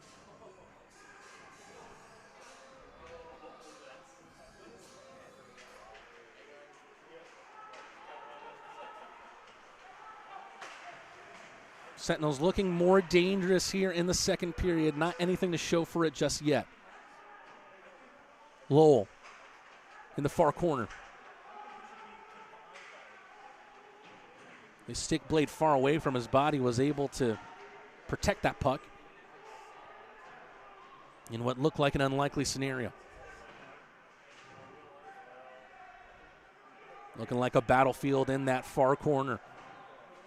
Both teams trying to poke it free. Sentinels with speed. Not sure if that was a shot or a centering feed. Tuber looking for Vigor. The Czechian looking for the Frenchman. Lowell takes it away from three Sentinels. Centers it for Dumas. Dumas takes it over the line. Loses a handle. Sends around the end boards. Van Durkin. No look, turnaround pass to the point, ribbing, slaps it deeper into the zone. Colton Wyzat playing a game of keep away. Michael Greco into the back there of a Sentinel who's slow to get up. Looks like it's Alexandra Vigor. Virgili, nice move into the slot, gets tied up, finds the pass instead. Shot comes in from Greco, swallowed up there by the goaltender Sommerfeld. More pushing and shoving after the whistle. 6:58 to go in the middle period. Sentinels trying to close the gap in the shots on goal marker. Bryn Sommerfeld has done a good job. Look, he's had to face 34 shots here in the opening two periods. Still a little less than 7 minutes to go in the second period. So we'll see how many saves he ends up having to make on the night. Sommerfeld making his pro debut last season with the Motor City Rockers, where he had 2 wins and 3 losses. Garcia with a slap dump it. Croucher there to meet it.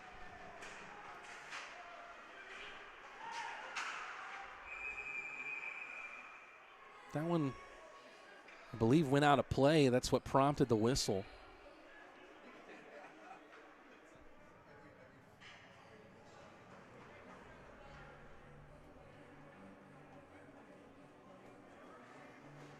Six minutes and 46 seconds left in the period.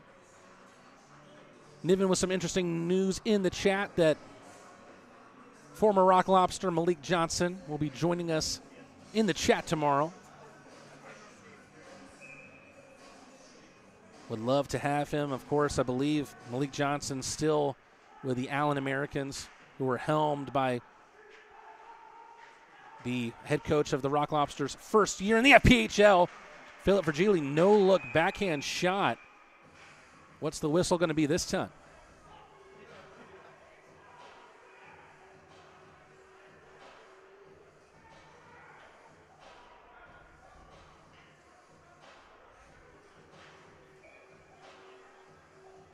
I'm not sure what's going on here.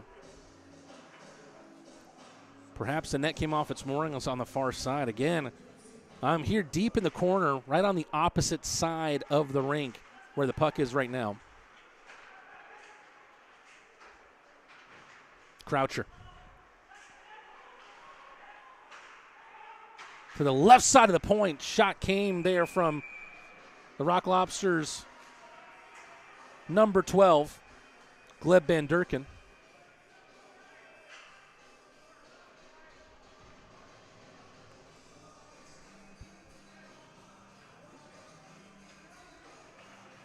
A little bit of start-stop here in this portion of the second period.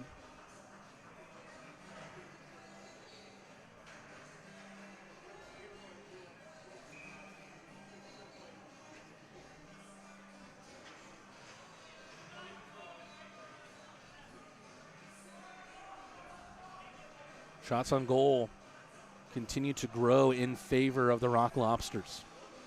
And here's their top unit. Mott, Milan, and Neely.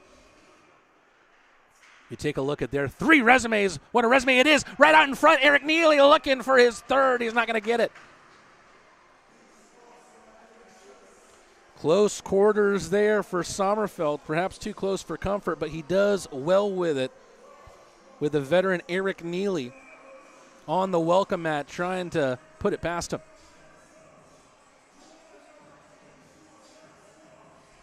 Neely AHL experience with the Providence Bruins.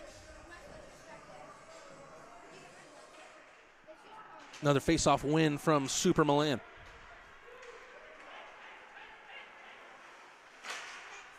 Slapper from Venstrom there goes off the stick of Shinkarik and into the roof. Right behind the net.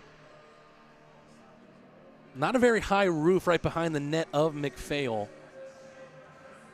Perhaps 10 feet high.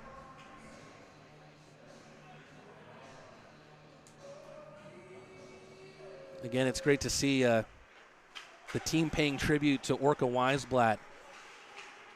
On the right side of the jersey is a patch saying number 88, Garrett Milan. A little bit of defense turned offense. The poke check away and then the shot attempt. Bryn Sommerfeld stands tall once again. Garrett Milan looking as dangerous as ever. He has 2 helpers in this one already. The man who logged more than 100 points last season. 37 goals and 64 assists in his FPHL MVP campaign.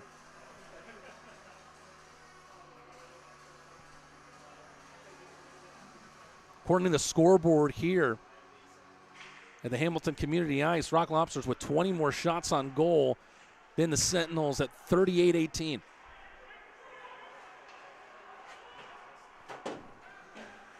McPhail trying to stop it in its tracks, but it comes all the way around for Alexandra Vigor. Joe Kolatarsi Off the boards for Milan. Never reached the magician for the Rock Lobsters. Kolatarsi surrounded by two Sentinels. Shinkarik there to help him. Lost track of the puck. Mott takes Vigor to the glass with vigor. Kolatarsi takes a heavy hit there from Joseph Tuber. Trying to generate some momentum here are the hometown team by laying some hits. Another whistle here, and then Mott shoves Najum to the ice. We got a little bit of a tussle.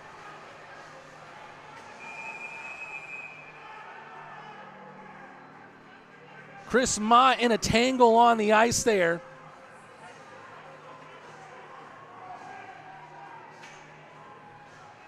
Trying to get a look there at who's on the ice. It is Elias Najum.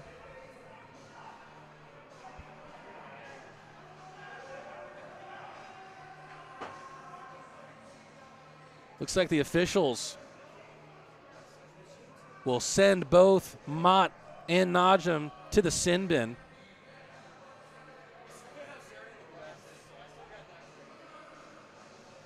We'll see if those are minor penalties or major penalties. Looks like the officials trying to iron that out. Carter Shinkarik in the ear of the officials.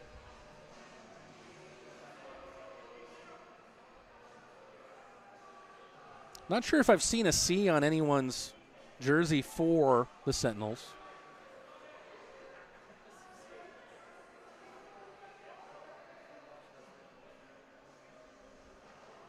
Question here will be if both teams are now skating 5-a-side or if it'll be 4-a-side.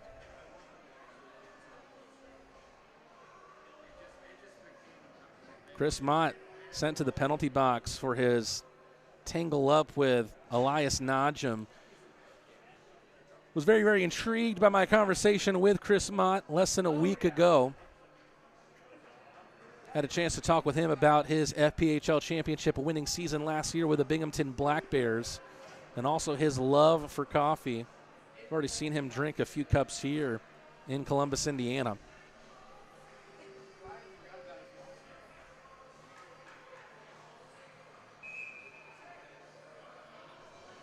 Looks like the Rock Lobsters are going to have a power play here. So perhaps Najum here with the extra infraction.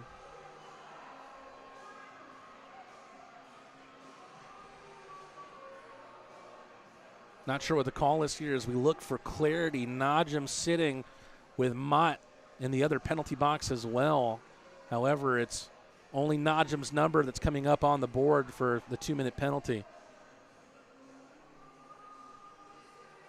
If my math is correct, which it often is not, looks like the Rock Lobsters have 5 skaters on the ice. And the Sentinels have 4.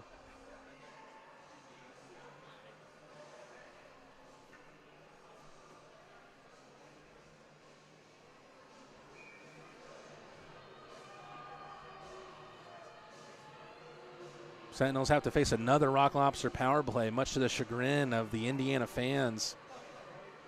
They'll start with his second unit. Croucher, Lowell, Kolatarsi, Greco, and Picard. Not sure last time we said Brandon Picard's name. He did take a nasty spill towards the Rock Lobster net earlier on in the period. Not sure if this is the first time we've seen him back, but nevertheless, good to see the French-Canadian back on the ice. Croucher scored his first pro goal earlier on in the game. Knuckle puck straight at Sommerfeld. Greco this time with a shot. Athens trying to add on to their already sturdy 4-0 lead. The man that wears number 4 sends it to the right for Croucher. Gets edged out of possession all the way down. McPhail very athletic in his crease. Not afraid at all to step out of the blue ice. Kolatarsi steps on the brakes. Goes back behind the net.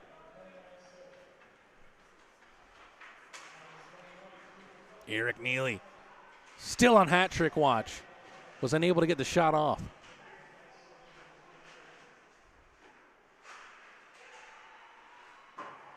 little close hand backhand feed there from Virgili, as most of this top power play unit is on. The only exception, Greco on for Ben Durkin, and now the Russian will get on the ice as he takes Greco's place.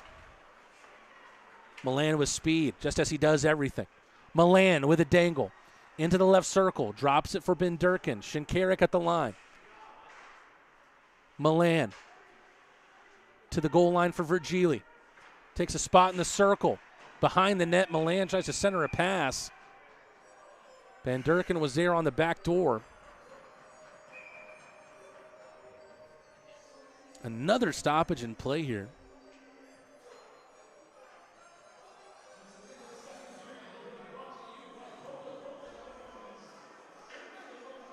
Still 9 seconds left on this Rock Lobster power play.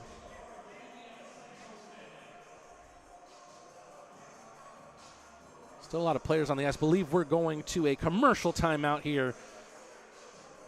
Boy, does it feel good to be back. You can tell these Rock Lobsters on the ice are feeling the same way. Stay tuned with us here on the Rock Lobster Network. Athens leads 4-0. Farm Burger is defined by its mission, its farms, its team, and its family. In 2008, our co-founders gathered around a single idea: redefine the burger by bringing together a community of ranchers, farmers, chefs, restaurateurs, and eaters. Our promise is to strive every day and with every burger to uphold these core values to each and every one of you. We do that by holding ourselves to a higher standard. Grass-fed and grass-finished, that means our cattle are never fed grain. Our belief feeds our mission, and our mission is to feed you. Meet our professional team, where the best customer service is our promise. With over 5 decades of expertise, trust Stanfield to keep you comfortable. Schedule online at stanfieldair.com. 3 minutes and 13 seconds of action remain in the second period, but 9 more seconds on the Rock Lobster power play. We'll keep most of their first unit on, keeping it a little safer with Kolatarsi on for Ben Durkin.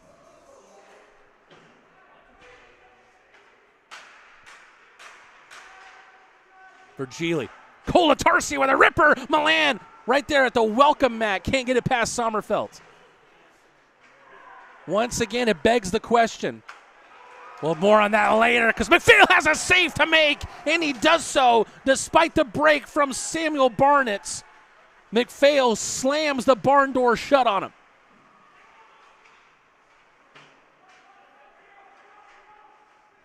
Barnett's interrupting the thought of if Sommerfeld wasn't in net and having the kind of performance he's having, where would this game be for the Sentinels? If the stats read correctly, he has made 36 saves in this game. McPhail with a toe, able to stop terrain. High slot shot over the bar from Slinger. Croucher with the interception. Puck played with a high stick. But Rock Lobsters don't touch it again, so no whistle blown there. Centering pass, the Rock Lobsters score!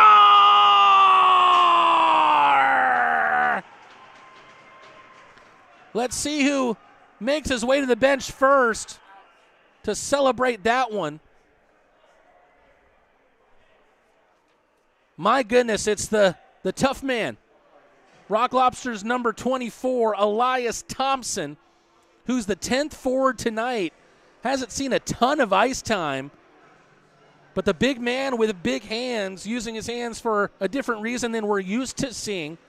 We're used to seeing him drop the gloves, of course, taking a part in a bare knuckles FC Ice Wars fight in the offseason. We've seen him drop the gloves a few times against the Rock Lobsters last season as a member of the Baton Rouge Zydeco. But he scores to make it 5-0 in this game. The man who was brought on to be the team's enforcer this season, showing that he can also get in on the scoring.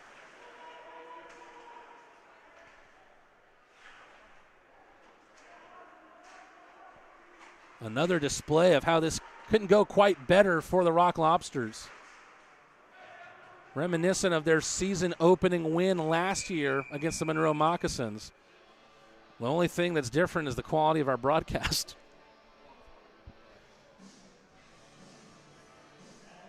Memories like the corners of my mind.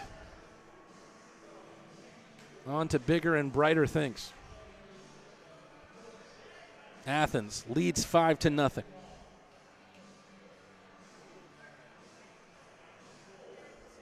And still, despite the lopsided number on the scoreboard, Sommerfeld having made 37 saves in this game,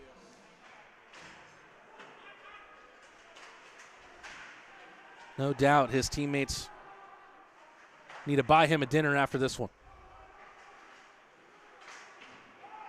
Sentinels still hungry for their first win, and barring a miracle here, they're going to have to look toward tomorrow to try and get that. Lots of whistles here in the second period.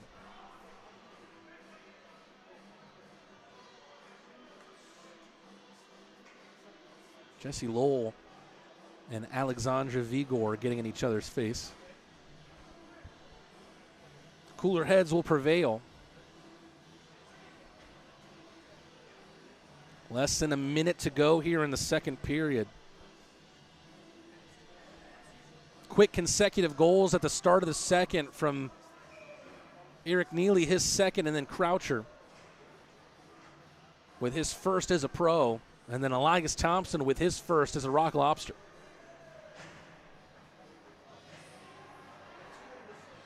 In terms of getting on the score sheet, perhaps going into this game, Elias Thompson wasn't a likely candidate. He doesn't care. He's able to stick one in past Sommerfeld. We'll see if he eventually makes a name for himself here in Athens, doing what he does best, and that's drop the gloves. We'll see if that starts as early as this weekend.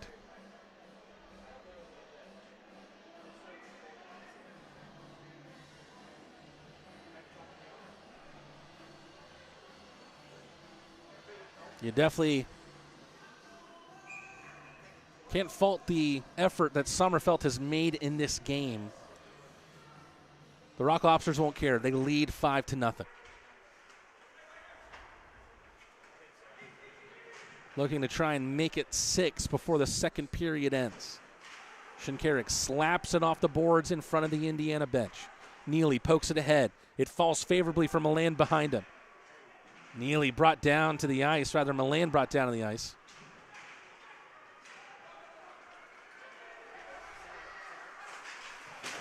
Shot here from the near side, didn't have a lot of velocity on it. McPhail chooses to cover up the effort from Damian Bridget.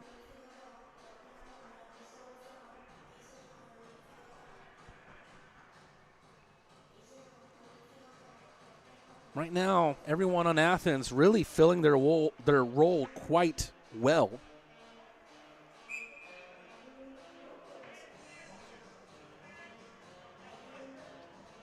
The first line has done what a first line does.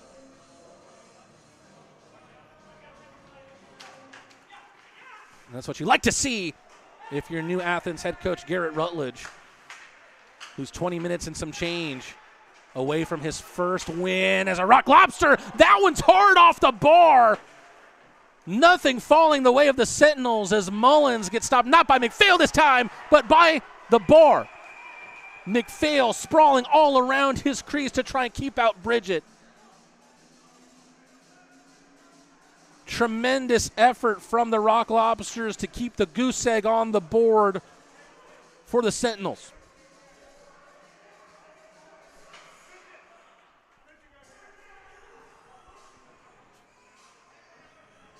Definitely there's some unusual elements of this building here at the Hamilton Community Center and Ice Arena. Indiana fans hoping that there will be a new building in their future.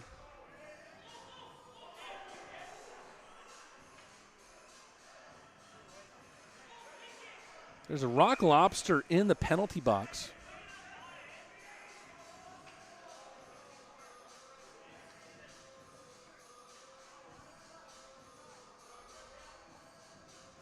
Can't tell from my angle who it is. The scoreboard says 71. Too loud here as the action is all in front of me to end the period. Second period ends with an Athens 5-0 lead. Before we get to our Lobster Tales interview with Chris Mott, who's featuring on the first line tonight, has a primary assist on Eric Neely's second. Let's see if there's any answers on the penalty. It looks like Neely called for a hooking minor with 8 seconds to go in the second period. So the Rock Lobsters will start the third on the shorthand. But 3 goals in the second period for Athens makes it 5-0 in this contest. Neely scored his second just 13 seconds into the second period. Luke Croucher unassisted at even strength at the 3:40 mark for his first pro goal, a moment he won't soon forget. And then Elias Thompson, some power play time for him at the 18:01 mark. The big man with big hands scores a goal to put Athens up big. As we talked a little bit about earlier, Chris Mott getting a role on the first line with veterans Garrett Milan and Eric Neely, but he had a heck of a rookie campaign himself.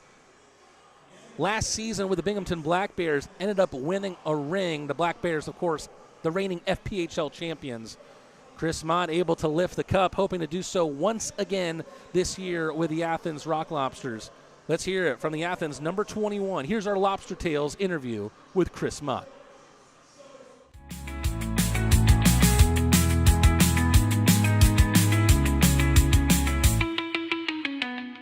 Hey there, Crustacean Nation, and welcome back to Lobster Tales on the Athens Rock Lobster Network. It's the go-to way for you fans to learn more about your favorite players. As always, I'm your host, Matteen Rad, and this year I've got some new faces to learn more about. What I already know about this one is he is an FPHL champion as of May, a Morrisville State alumnus, and he's a new member of the Athens Rock Lobsters. Welcome to the show, Chris Mott. How are you doing, Chris? I'm doing good. How are you? I'm doing great, man. Let's do the first things first. What do I call you? What's the nickname? Is it Motter? Is it Motts? What is it? It's kind of been all over the place, but usually most of the guys go by Motter or Motsy, but usually it's just Motter.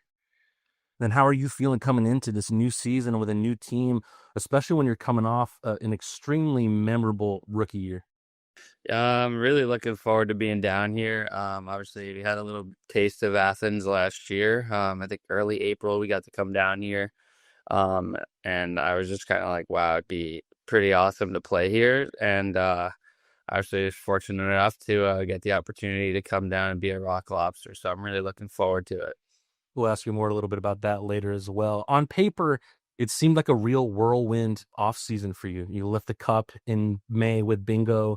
You're taken by that new Topeka franchise in the expansion draft. And then it comes out that you're involved in this trade and you're on your way to Athens. You're still getting accustomed to the requirements that are asked of a professional player. How do you feel like you've dealt with all the bouncing around over the past 5 months? Obviously kind of like all over the place, highs and lows. I feel wasn't really expecting to kind of get picked up in that expansion draft. So kind of like from the start, I was kind of like, I didn't really want to go to Topeka, so you have to just winning with Binghamton. So right from the start, I kind of knew I wanted to kind of get out of that situation there.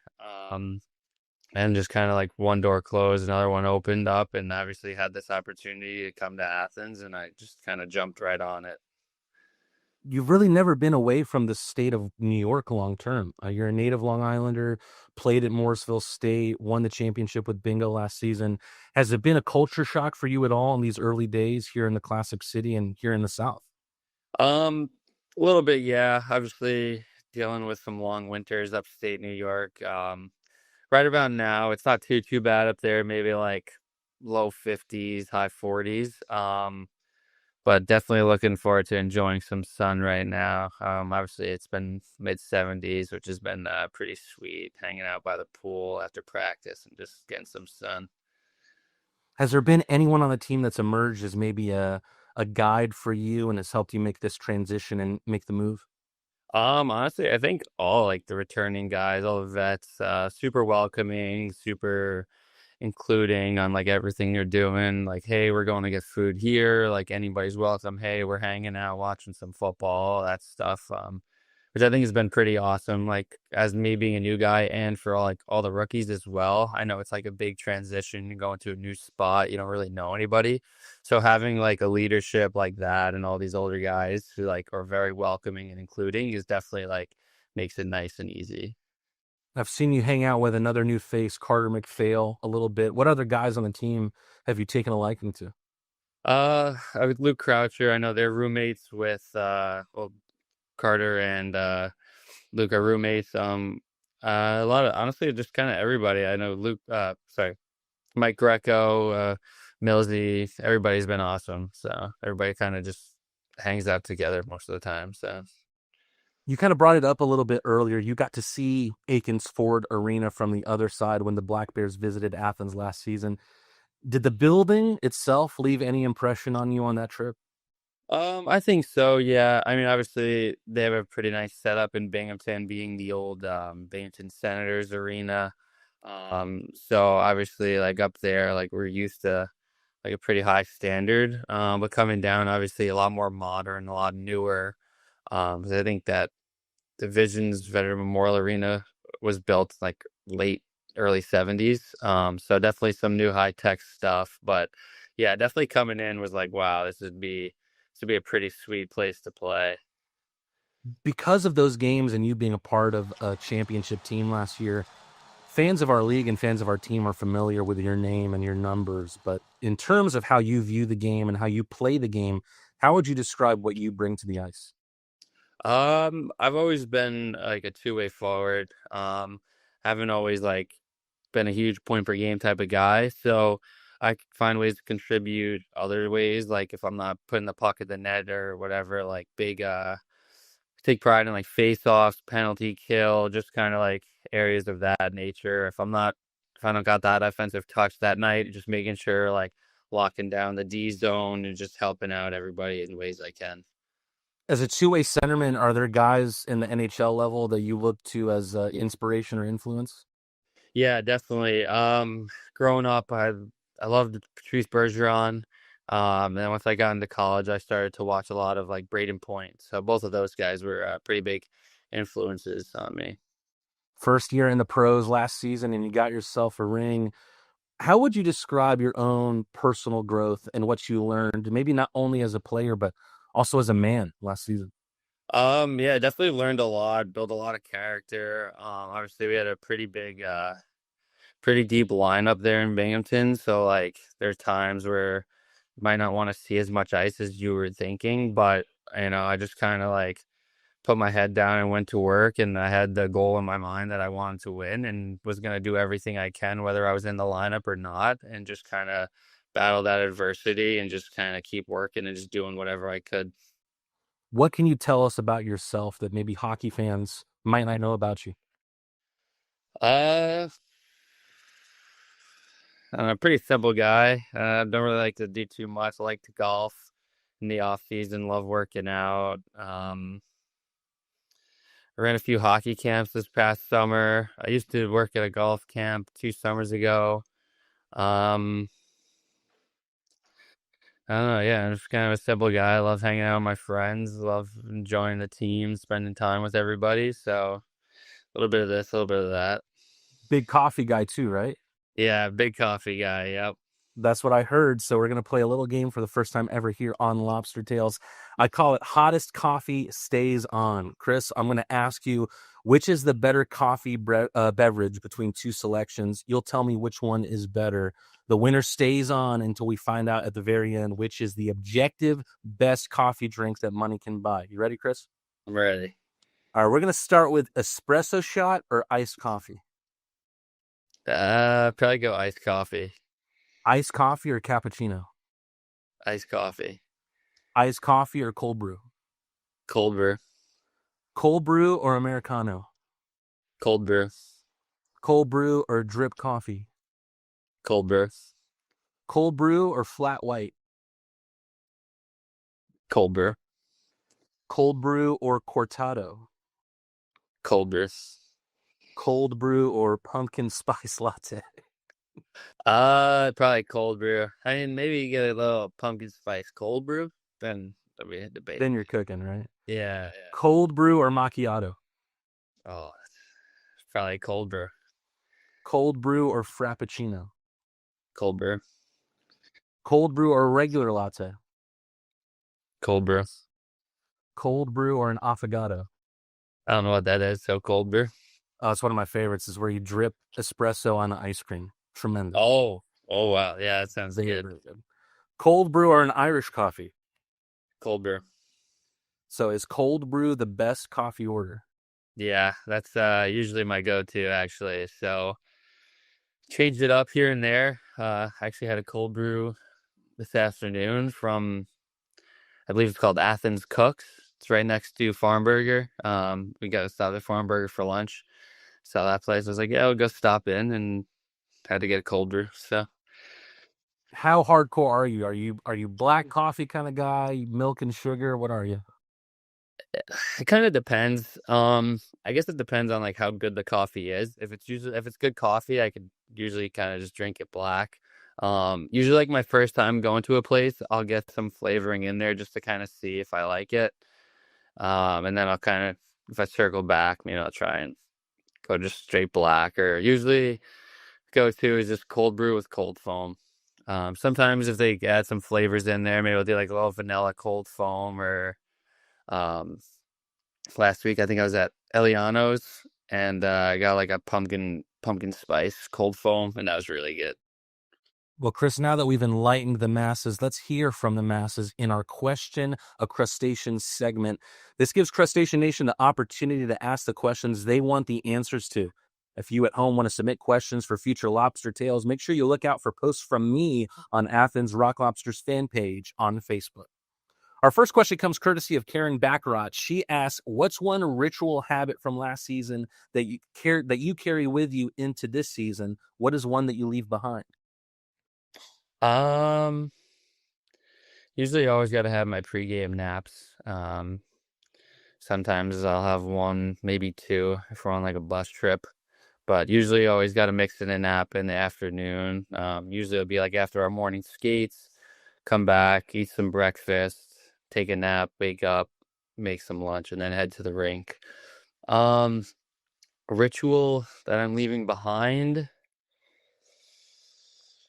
not too sure, obviously. Usually, like, first couple games of the season, I'll try and, like, do everything the same. If I didn't like that, or obviously getting used to different apartments, the situations, and, like, timing for all that, we'll see. But that'll probably come later on in the season once I kind of get into more of a rhythm.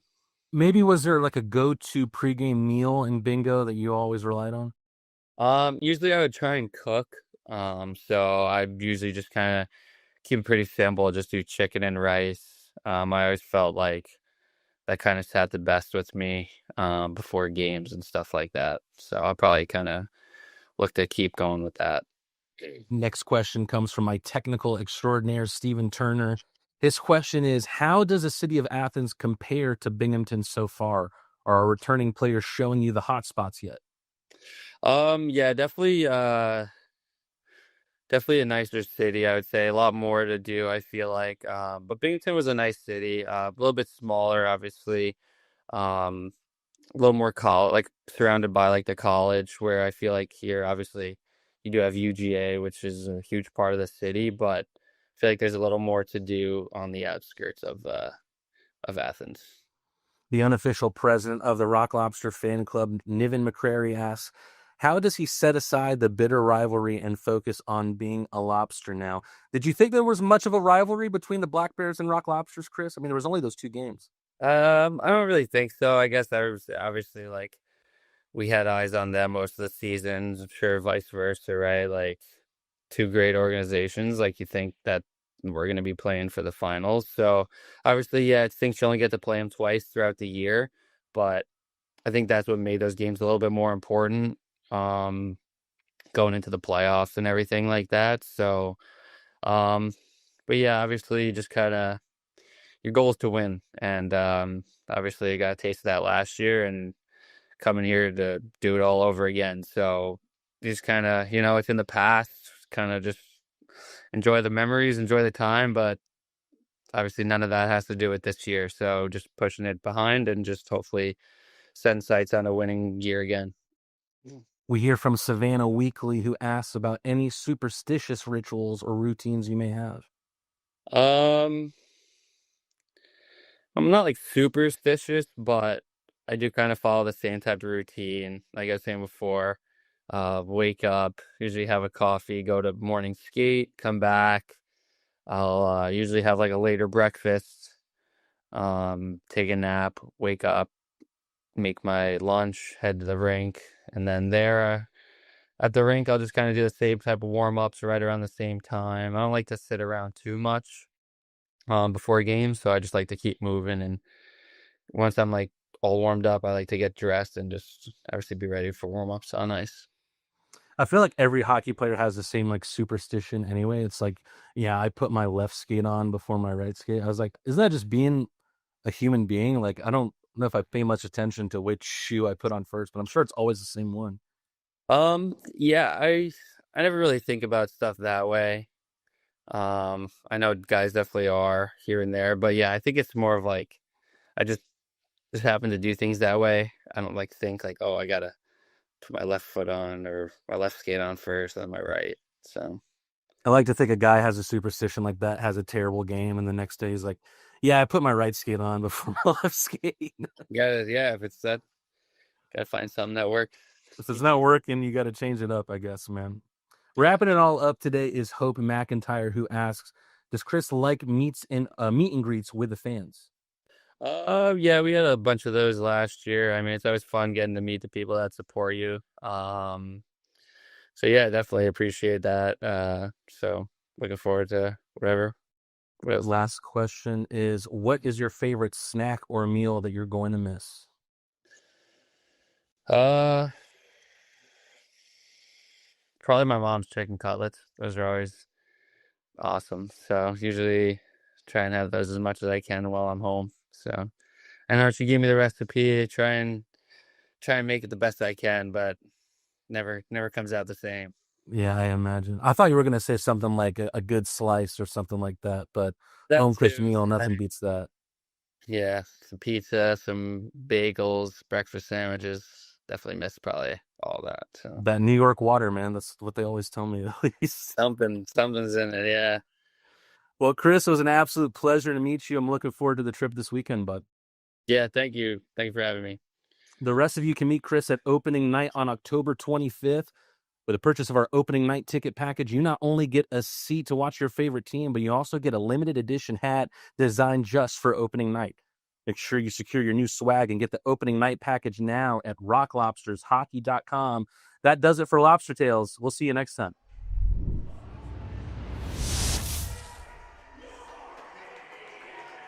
Both teams returning to the ice here at the Hamilton Community Center and Ice Arena. Let's take a quick update to see the scores around the FPHL. As it stands, the Binghamton Black Bears beating up a little bit on the Danbury Hat-Tricks. They lead 6-3 there in bingo. Meanwhile, the Port Huron Prowlers down 2-4 at home against the Watertown Wolves. Slight edge for the River Dragons in Wytheville, Virginia. They're up 2-1 against the Blue Ridge Bobcats. Twin City Thunderbirds losing at home to new rival and new neighbor as well, the PD Ice Cats, down 5-3 in that one. And then the last game in the FPHL tonight, won a team with a new name, the Topeka Scarecrows, up in their first ever home game, 2-1 against the Biloxi Breakers. Two of my colleagues there, John Clement, who was the Mississippi commentator last year, and then Devin Dobeck, who was in Danville last year and is now the Seawolves commentator himself, filling John's shoes. Rather, the Biloxi Breakers, pardon me.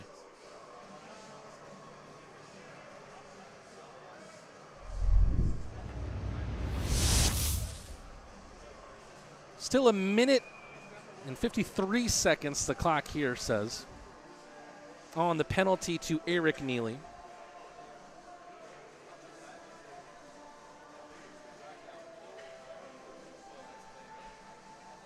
Niven, our moderator, asking in the chat for any hint about our next Lobster Tales segment.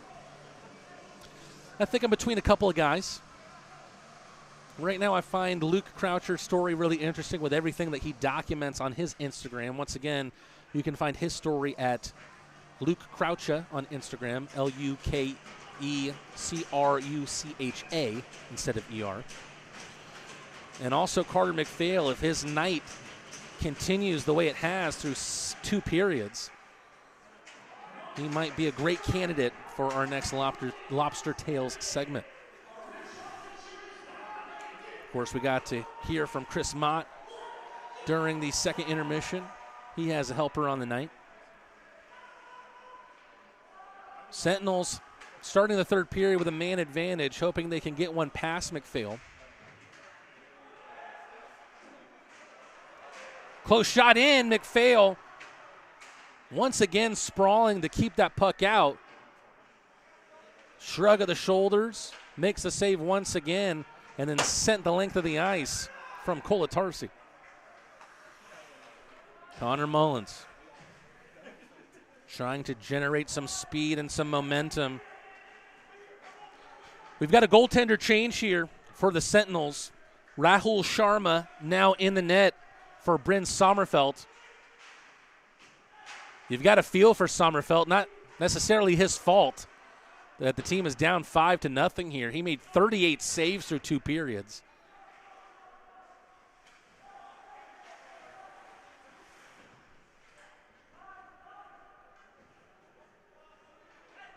You can see the disappointment there from Romeo Terrain. Bit of a shrug of the shoulders as he's not seeing the kind of movement he wants.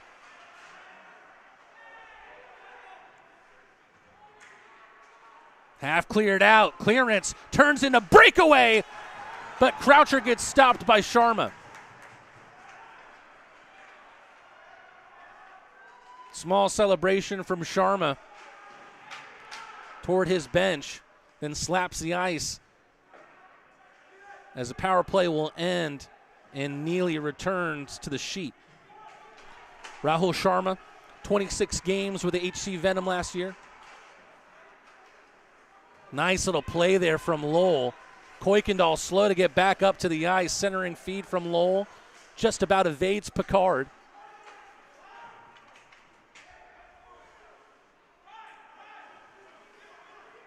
No stoppage yet in the early going. 2.5 minutes with no whistle to begin the third period.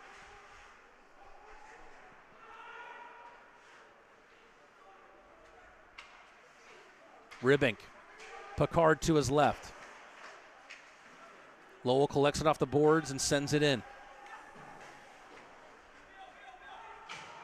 Slinger gets caught out on the puck. Dumas forces the turnover.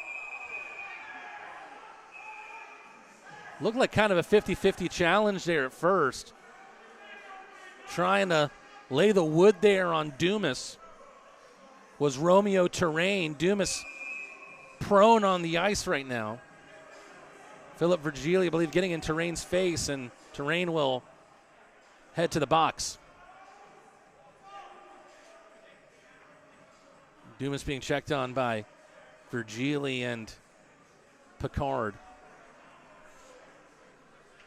An athletic trainer June Hashawaki being helped by Greco over to Dumas.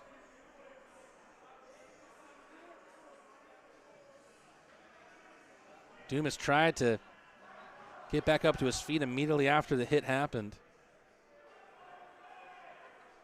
But now being checked on by the athletic trainer.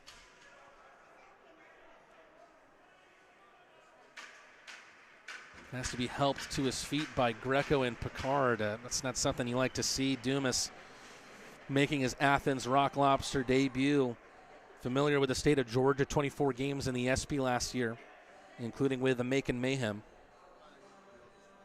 Fed experience in this league with the Thunderbirds and the Elmira River Sharks.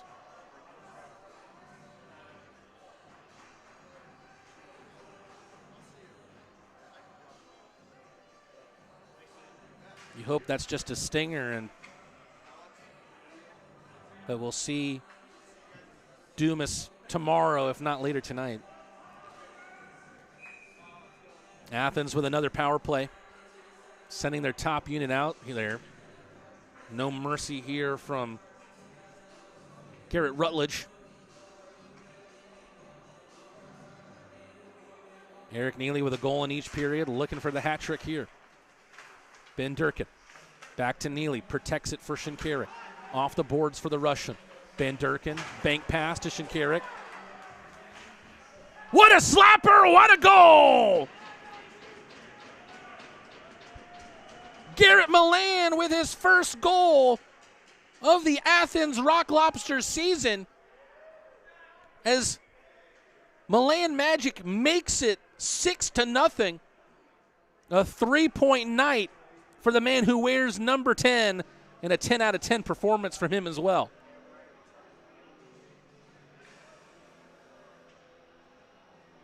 Believe it was Shinkarik with the feed. Once again, a deadly combination for the Athens Rock Lobsters leadership.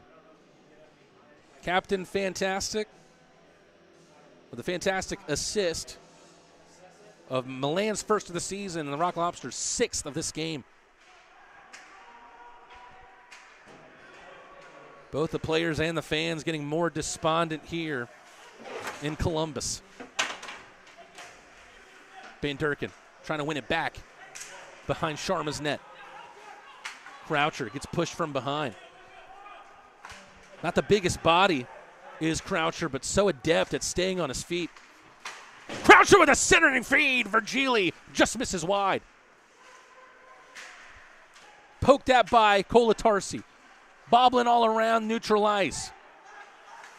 Van Durkin steps in.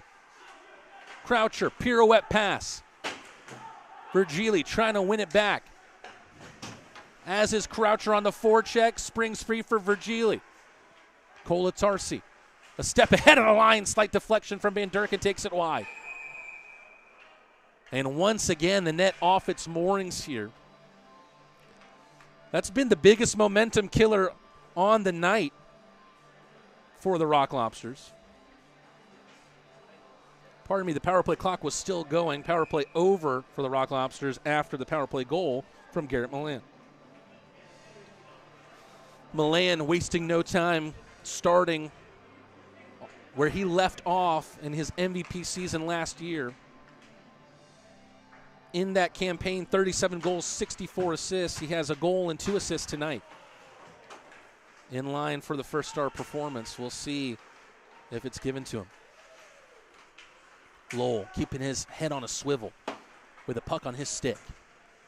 Elias Thompson has taken the place here of Dumas, who is smarting after that hit that he got dealt from Romeo Terrain. Making the step up there was Ribbink. Still Rock Lobsters here. Pad save from Sharma. Another penalty in this matchup.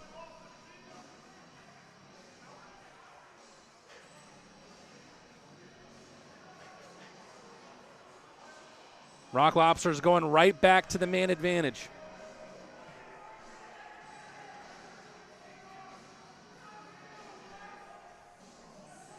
Into the box is Tim Delaney. a multitude of dashers from last season that have ended up here not too far away from Danville in Columbus, Indiana. Illinois, of course, not far away at all. Having that conversation with Matt Garcia. Garcia out of Homer Glen, Illinois. His family in town for this series. Ooh, big hit at the blue line. And then Greco getting his eyes there on who will be his next victim, who dealt him the hit, Joseph Tuber.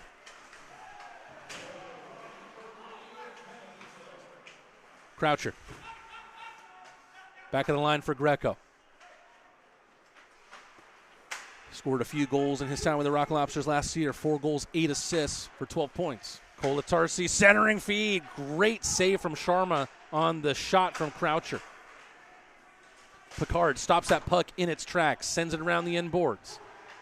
Leaks to the blue line. Colatarsi hugs the blue line with a pass. Croucher had it poked away from him. Early whistle there.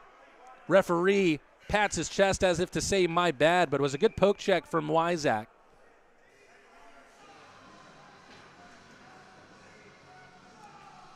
The referees here are getting as frustrated as the Rock Lobsters with the moorings of the net here on the left side of the ice.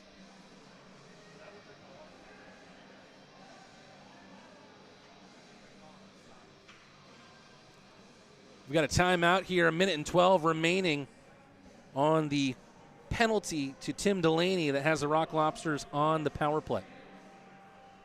More after this commercial break. Rock Lobsters lead 6-0. At Athens Stonecasting, Don Hill oversees acres of sculptures poured from thousands of molds, endless possibilities for neighbors who envision unique gardens. Craig Meeks at First American Bank and Trust caught that vision. Together, Don and Craig create solutions that keep the business teeming with new gifts for the garden. Vision. It's one of the core convictions we live by. Learn more about what we stand for at firstamericanishere.com. First American Bank and Trust.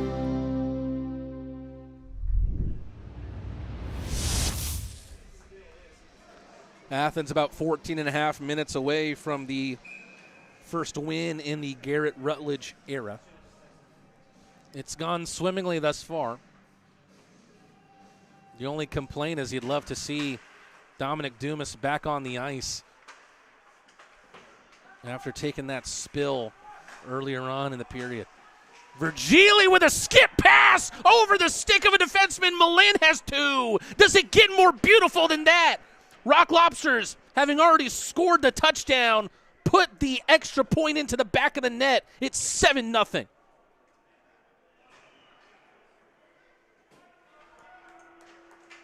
Every time you think you've seen every piece of Milan magic, he pulls another trick from up his sleeve.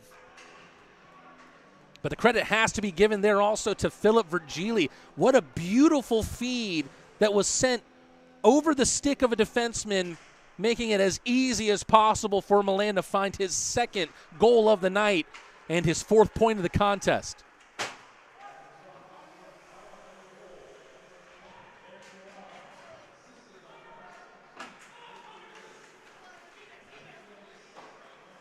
That one off the stick of Sharma, and Sharma has since lost his stick, gets pushed to him by Delaney. Little breakaway opportunity here. McPhail stuffs it. Has not failed yet, has not let his team down, as Samuel Barnitz, who had a breakaway earlier on in this contest in the second period, probably never wants to see McPhail's face again.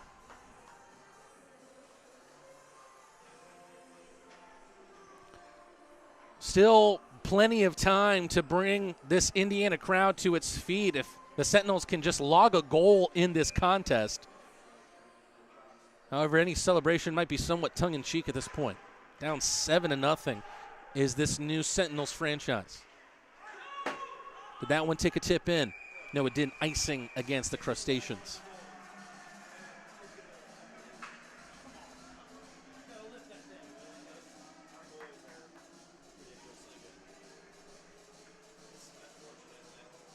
Rock Lobsters cruising to a season-opening victory as it stands.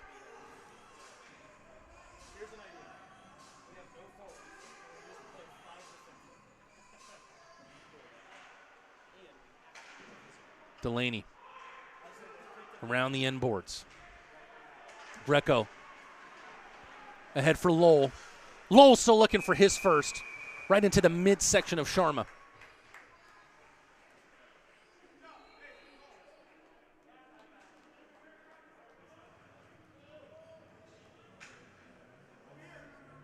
So many guys hungry to make an impact, to cement their spot on the top lines and the top pairs. Jesse Lowell's one of them.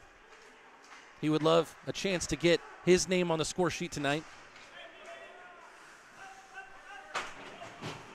Thompson tries to backhand it back for Lowell.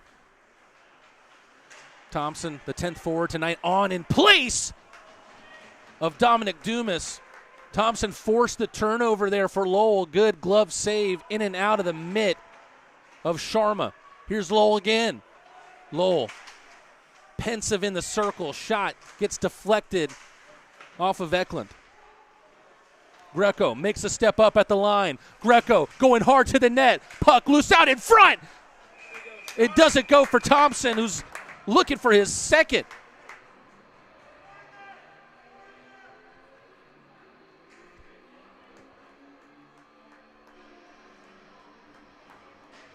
Not sure what the right tally is here. FPHL website says 44 shots on goal for the Rock Lobsters. The scoreboard here in Indiana says 52.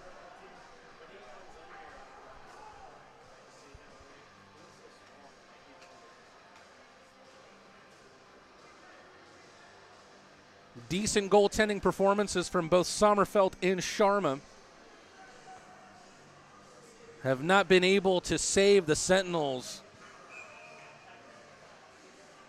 for being potentially down by a tally of 7 goals, or perhaps more or less, depending how the remaining 13 some odd minutes remain in this game. Croucher really impressed with his puck possession. Shinkarik in neutral ice, avoids the hit, sends the puck back in. Croucher stops it with a skate, tries to kick it past Terrain. Terrain already with a dirty hit in this game that has seen Dominic Dumas leave the matchup.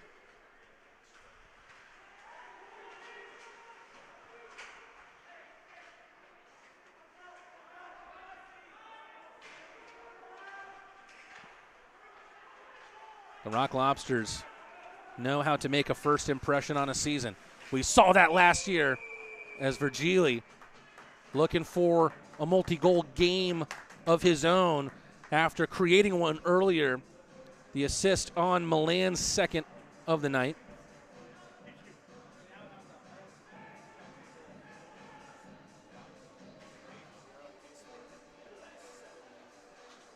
Be interested to see who the 3 stars of the night are here in Columbus.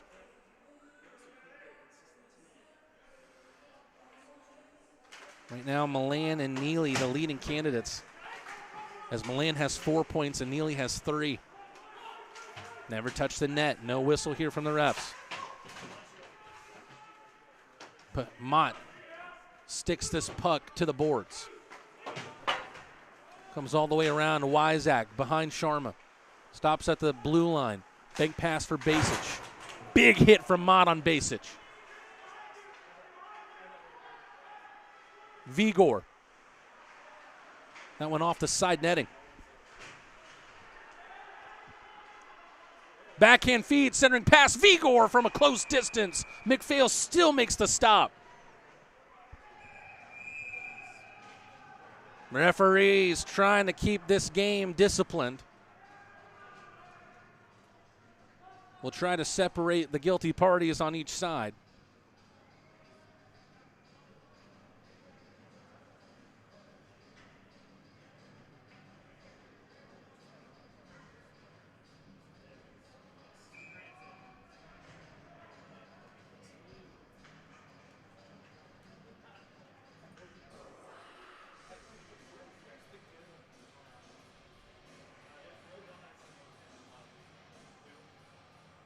Offensive zone draw to the left of McPhail.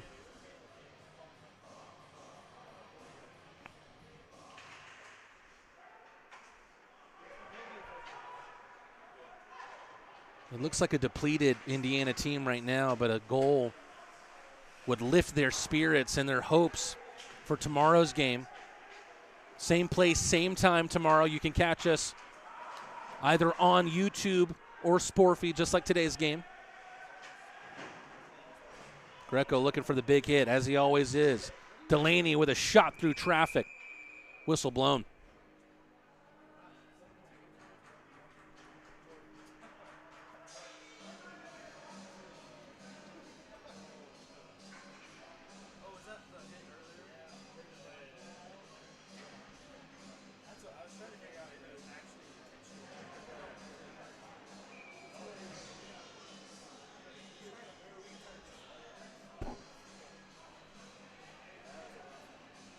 McPhail thus far has made all 28 saves that he's had to make.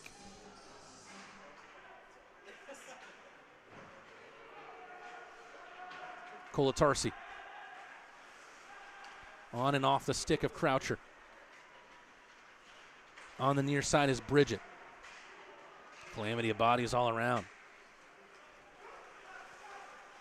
Croucher, like a coiled spring, finds Thompson. Beautiful backhand feed of Kolatarsi. Once again, the net off its moorings. On a high percentage chance there from Kolatarsi. Was a good stop from Sharma. Rahul Sharma out of Delta, British Columbia. Experience in the USPHL. And, of course, last season with HC Venom. 6 wins, 6 losses, and 1 overtime loss.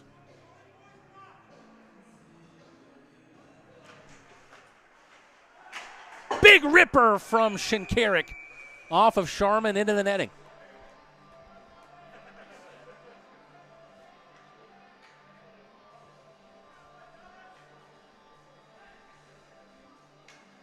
The Rock Lobsters stomped the pedal to the floor on the opening draw and haven't let up since.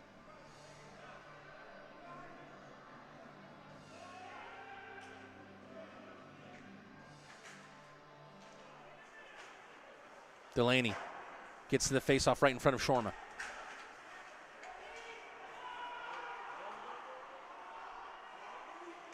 Faceoff, rather,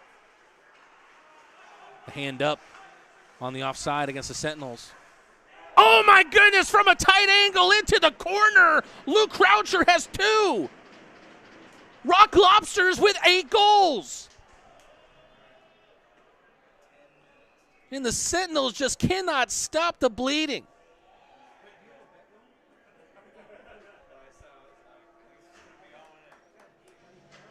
A poll from Luke Croucher on his Instagram before this game started, asking his followers what they thought his stat line might be. 2 goals wasn't an option. So perhaps Luke Croucher even pleasantly surprised with himself. Chaos on the face-off dot. Pushing and shoving on the ground. Jesse Lowell gets back up to his feet. Oh, this one's boiling over a little bit.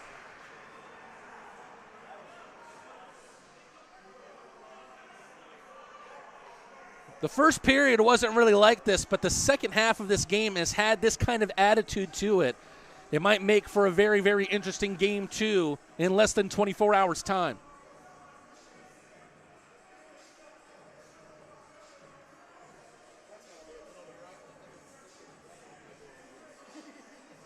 Right now, what's on my mind? This recap is going to take forever to write, and I'm happy about that. Athens leading 8-0.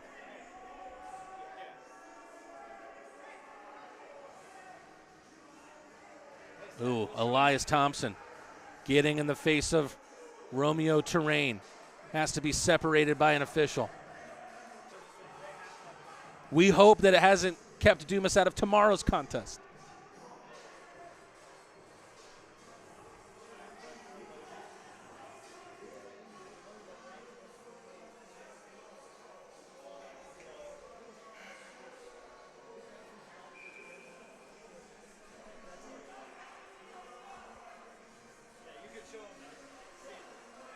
Athens just absolutely relentless throughout this contest. And of course, as we talked about earlier, the Rock Lobsters no stranger to leaving a huge impression on the first game of a season. Last year, the Athens Rock Lobsters not only opened the season, but opened their franchise's history with a huge, huge win against the Monroe Moccasins. Trying to do so once again here in Columbus, Indiana. This game right now lumbering to its end. Still about half of this period to go in the third. Let's hear about some of our sponsors. This broadcast is brought to you by Thornton Brothers, your one-stop source for janitorial, safety, and packaging solutions. From restroom soap and protective eyewear to butcher paper and more, Thornton Brothers, they've got you covered. Want to move better, feel stronger, live healthier? Join Athens Health and Fitness. Personal training, results-driven programs, a community that pushes you. Check them out at athenshealthandfitness.com today.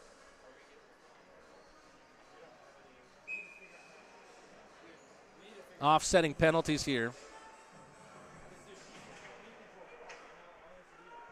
Jesse Lowell and Elias Najim in the box.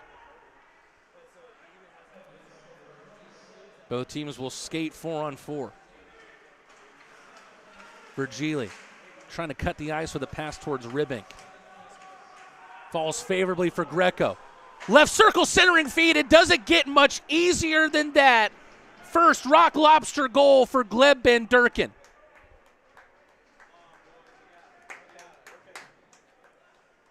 It goes from bad to worse for the Sentinels,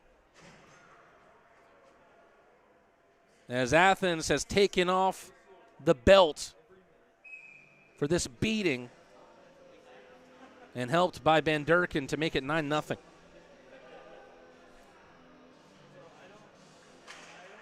Wide open net, Van Durken converts. Still 9.5 minutes to go. Van Durken's goal comes with it being 4-on-4.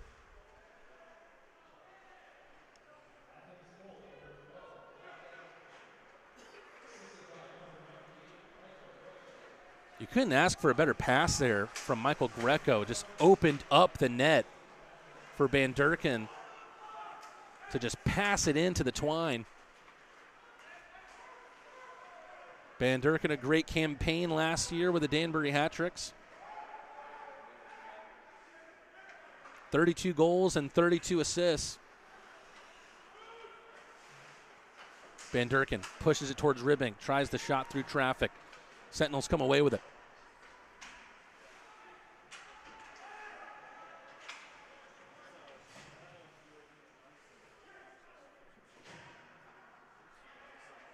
Eight and a half minutes left here, but the Rock Lobsters have just absolutely burned all the oxygen in this building.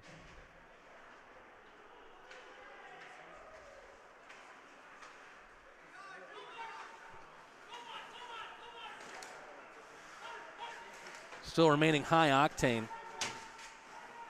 Garcia asking for it back from Mott. Picard right in front of me here. Centering pass through the skates.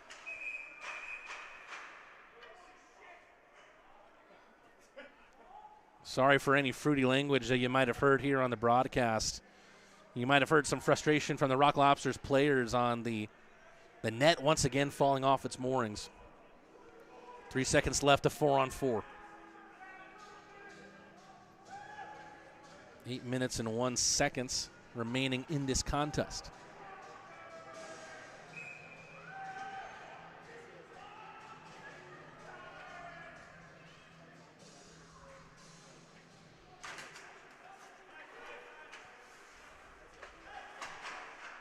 Van Durken, Kolatarsi with a poke check in the far face-off circle. Van Durken, having just scored his first Rock Lobster goal. Shinkarik trying to find the top corner.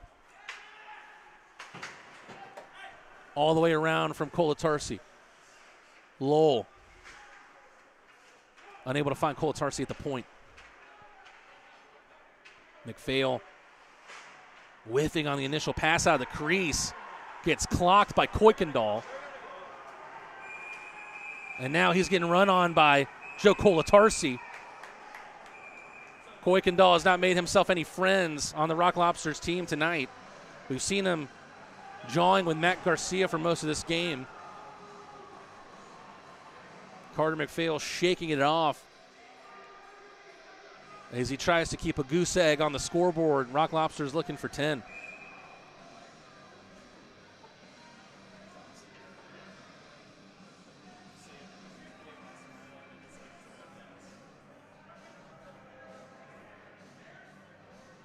In terms of season opening games, the Rock Lobsters have outdone themselves in comparison to last year. They beat the Moccasins 7-2 in that contest.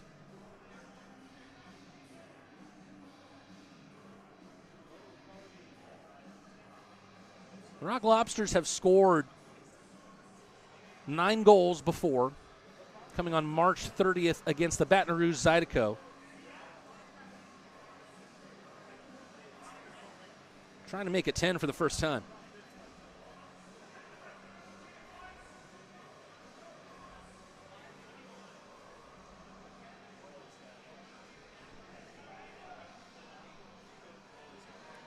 Seven minutes and 19 seconds left. Kuykendall for the hit on McPhail out of the crease. And it looks like there will be equal numbers back on the ice. Shinkarik in the box.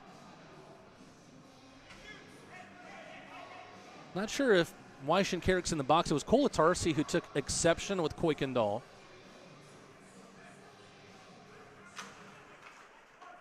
Face-off win for the Sentinels.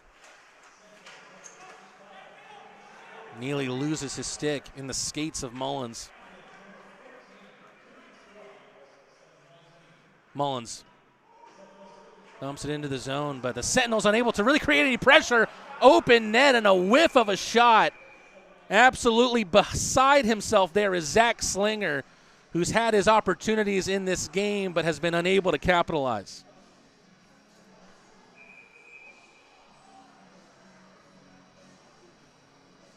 And right now, Sentinel fans and players alike must be looking to the skies, to the heavens, wondering what's it going to take for them to bulge the net behind Carter McPhail.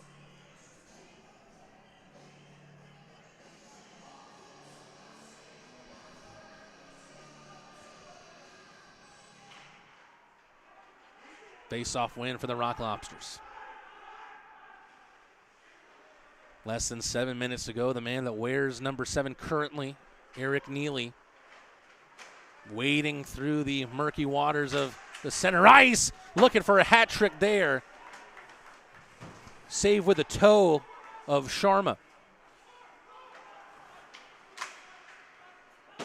Neely asking for the change as I believe he snapped his twig, yet the corpse of that stick lying in the far corner. Milan to Greco. Good passing all around. Kolatarsi gets blocked from a close range. But the Sentinels turn it over again. Beautiful play. Milan with a dangle and the setup. Virgili gets blocked out this time.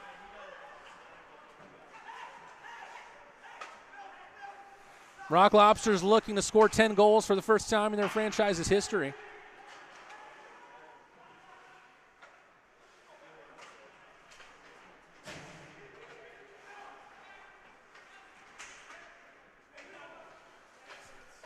Looking for that top corner is Kolatarsi. Niven asking me to confirm who the goal scorer was that made it 9. I believe that was the pass from Greco that made it a wide open net for Gleb Van Durken to score his goal.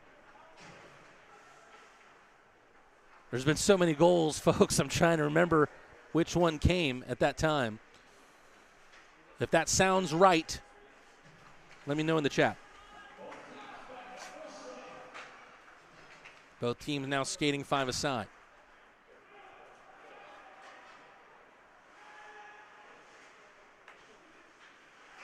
Sentinels still trying to prompt something from their crowd with something in this contest. Hard shot from Croucher. He's on hat trick watch. Lowell around the end boards. Stopped in its tracks by A.J. Basic. Pops up on Croucher. Falls for him. Gets pushed into the neutral zone.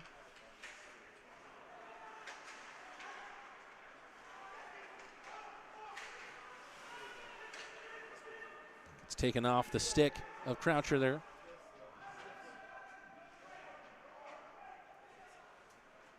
And pardon me, the Rock Lobsters have scored 10 goals before. It happened on October 19th last year, so almost a year ago to the date. However, a couple days away from October 19th. That happened in Wytheville, Virginia against the Blue Ridge Bobcats. However, this does have the chance to be the highest margin of victory in Rock Lobsters history, as that game ended 10-2. Another stoppage of play here, less than 4 minutes to go.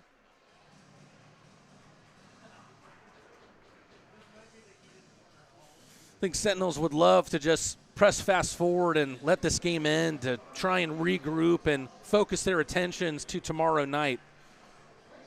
A new dawn, a new day, a new game to try and put a 1 in the win column. We go to a commercial break here. The Rock Lobsters on the search for 10 right now, trying to have the largest margin of victory in Rock Lobsters history. 1 goal away from tying the most goals scored in Rock Lobster history. Let's see if we can do it in the remaining 3 minutes and 58 seconds after this commercial break. UGA football player Amarius Mims suffered a serious injury. The quality care from the Piedmont team changed his life. As a football player, my body is everything to me. When I got injured, I was worried about my future in the game, but you and your team's expertise, care, and support reassured me from the start. I've been able to recover because of the quality care I received at Piedmont, and I am back playing at my full potential on the field. I can't thank you enough for what you've done for me, my family, and my future. Your help means the world to me, and I'll always be grateful for your part in keeping my dreams alive.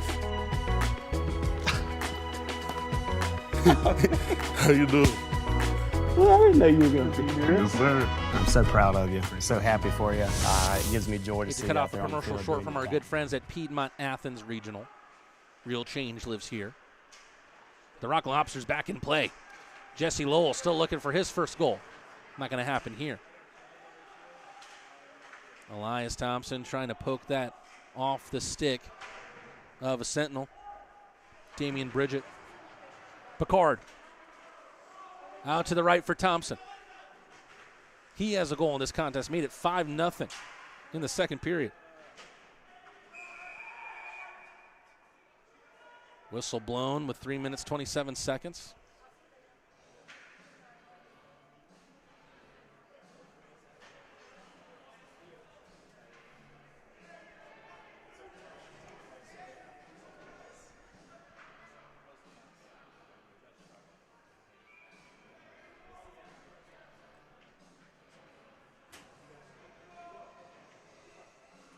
Chris Mott taking a face-off for what might be the first time here today. He's centering a line with Van Durken and Croucher.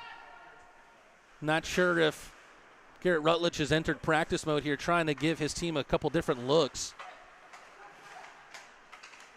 And as mentioned, the Rock Lobsters in firm control. Great feed from Croucher to find Ribink. Rips a shot just wide of the mark and then covered up by Rahul Sharma. The question that might be on the minds of Indiana fans will be, what goaltender did they turn to tomorrow? Not a part of the contingency today was Parker Rutherford, who's had one of the best goaltender performances against the Rock Lobsters in the team's history. Last year against the Dashers, made 40 saves on 41 shots. Covered up by McPhail.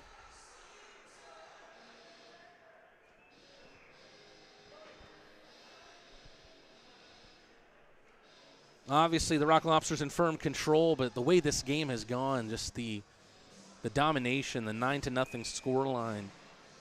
You could argue that some things just haven't fallen in favor of the Sentinels, but the Rock Lobsters and Carter McPhail, no doubt, have made their own luck tonight. 32 saves in the contest for the Division I recruit out of Mercyhurst. 2:41 left.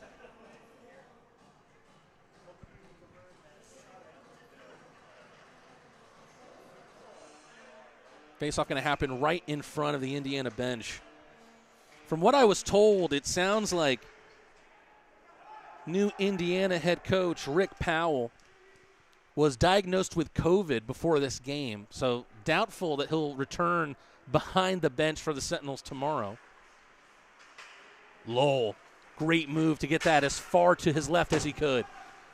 Deflected by Sharma into the inboards.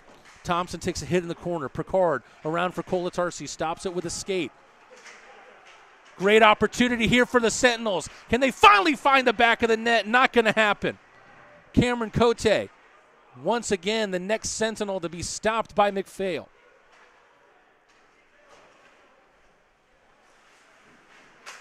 Oh, that was so close to being 10. Sharma stops Picard from right on the welcome mat.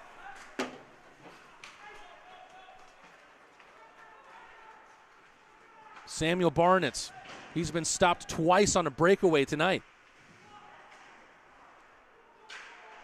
Here he is again. Poked away by Joey Kolatarsi. Thompson, great defensive play with the stick. And kind of just ushers Damian Bridget into the boards.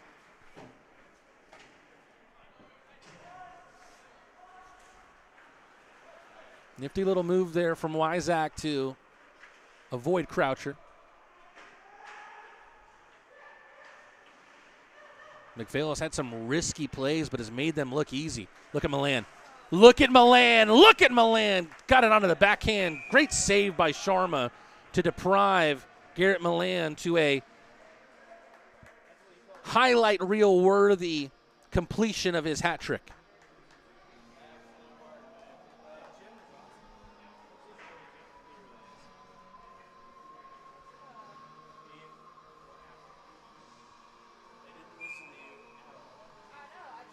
Approaching the final minute of play here in Columbus.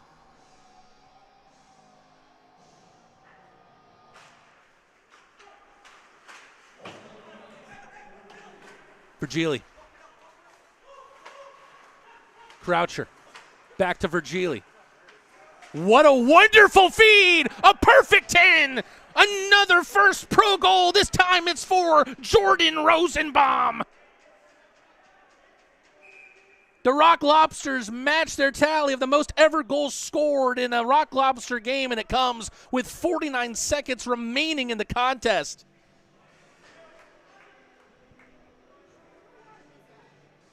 Jordan Rosenbaum, a rookie D-man from Pittsburgh, Pennsylvania, 4 years of D3 hockey at SUNY Brockport High School. Pardon me, at SUNY Brockport.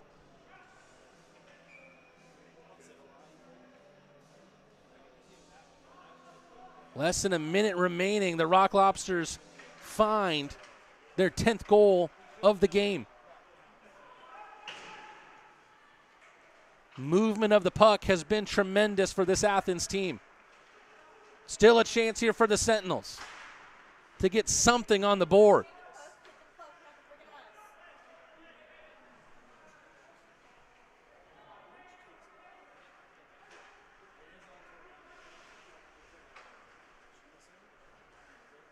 Matt Garcia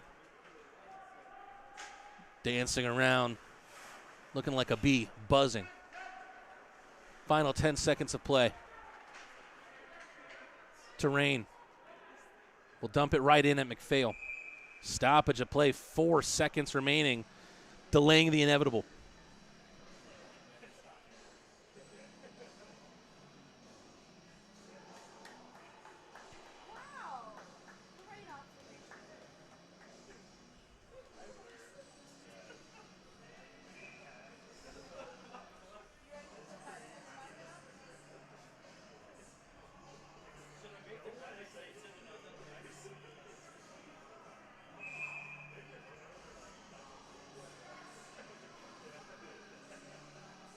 Well, Crustacean Nation, I give that performance a perfect 10.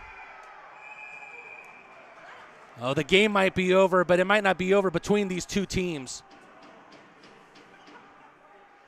Kuykendall with a little spear on Michael Greco after Greco left him out on the ice. Kuykendall being ushered back to the bench. This contest is over. And what a start to the Athens Rock Lobsters season. Right now, the shots on goal tally on the scoreboard reads 63 shots for the Athens Rock Lobsters. I know it says 53 on the broadcast. What a perfect start to the Garrett Rutledge era, as the Athens Rock Lobsters match the most goals scored in a contest in their franchise's history. And it's the biggest margin of defeat, or rather margin of victory, for the Athens Rock Lobsters in their franchise history. They'll blow the horn here, but it feels more like a shake of the head from the Indiana Sentinels. They'll try to be like a goldfish, have a short memory, come back tomorrow to try and put a 1 in the win column and get their first win in franchise history. But this night belongs to the Athens Rock Lobsters.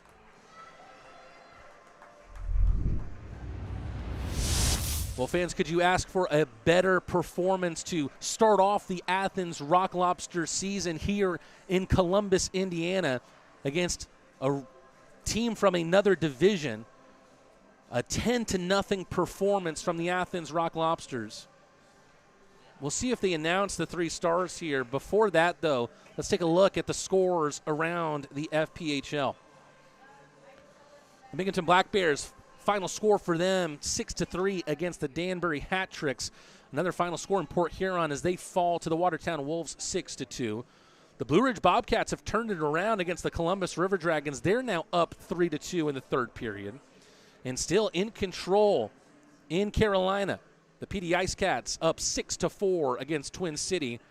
And the Topeka Scarecrows looking to build onto their great start on the season, up 4-1 against the Biloxi Breakers. Right now, not seeing anybody read out the 3 stars of the night here.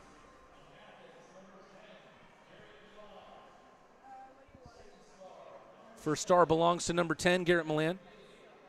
Eric Neely, second star. And then Carter McPhail given the third star on the night. Garrett Milan able to get the first star performance, starting right where he left off from last season in his MVP campaign. He logs 2 goals and 2 assists for a 4-point night.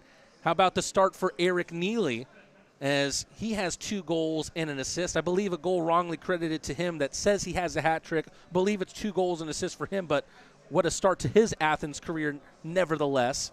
Someone who is a legend in Georgia hockey. But perhaps the most poetic point, the most poetic storyline of the night, the recruit from Division I from Mercyhurst, Carter McPhail, makes his first ever start and keeps a shutout, a 10-0 victory for the Athens Rock Lobsters. Well, folks, I can't tell you how excited I am to be back in this chair, to be back watching the Athens Rock Lobsters from a very close distance. And what a game to have watched from this close distance, a 10-0 victory. If you're hungry for more Athens Rock Lobsters hockey, don't you worry, because there's plenty of more to come. And the Athens Rock Lobsters return here to the ice at Hamilton Community Center and Ice Arena to take on the Indiana Sentinels once again, hoping to sweep the series and return here to the 2025-26 season in winning aplomb. Well, folks, we'll see you tomorrow night. On behalf of the beautiful production staff here in Indiana, this is Matteen Rad saying so long from the Athens Rock Lobster Network. We'll see you next time. Rock Lobsters win big, 10-0.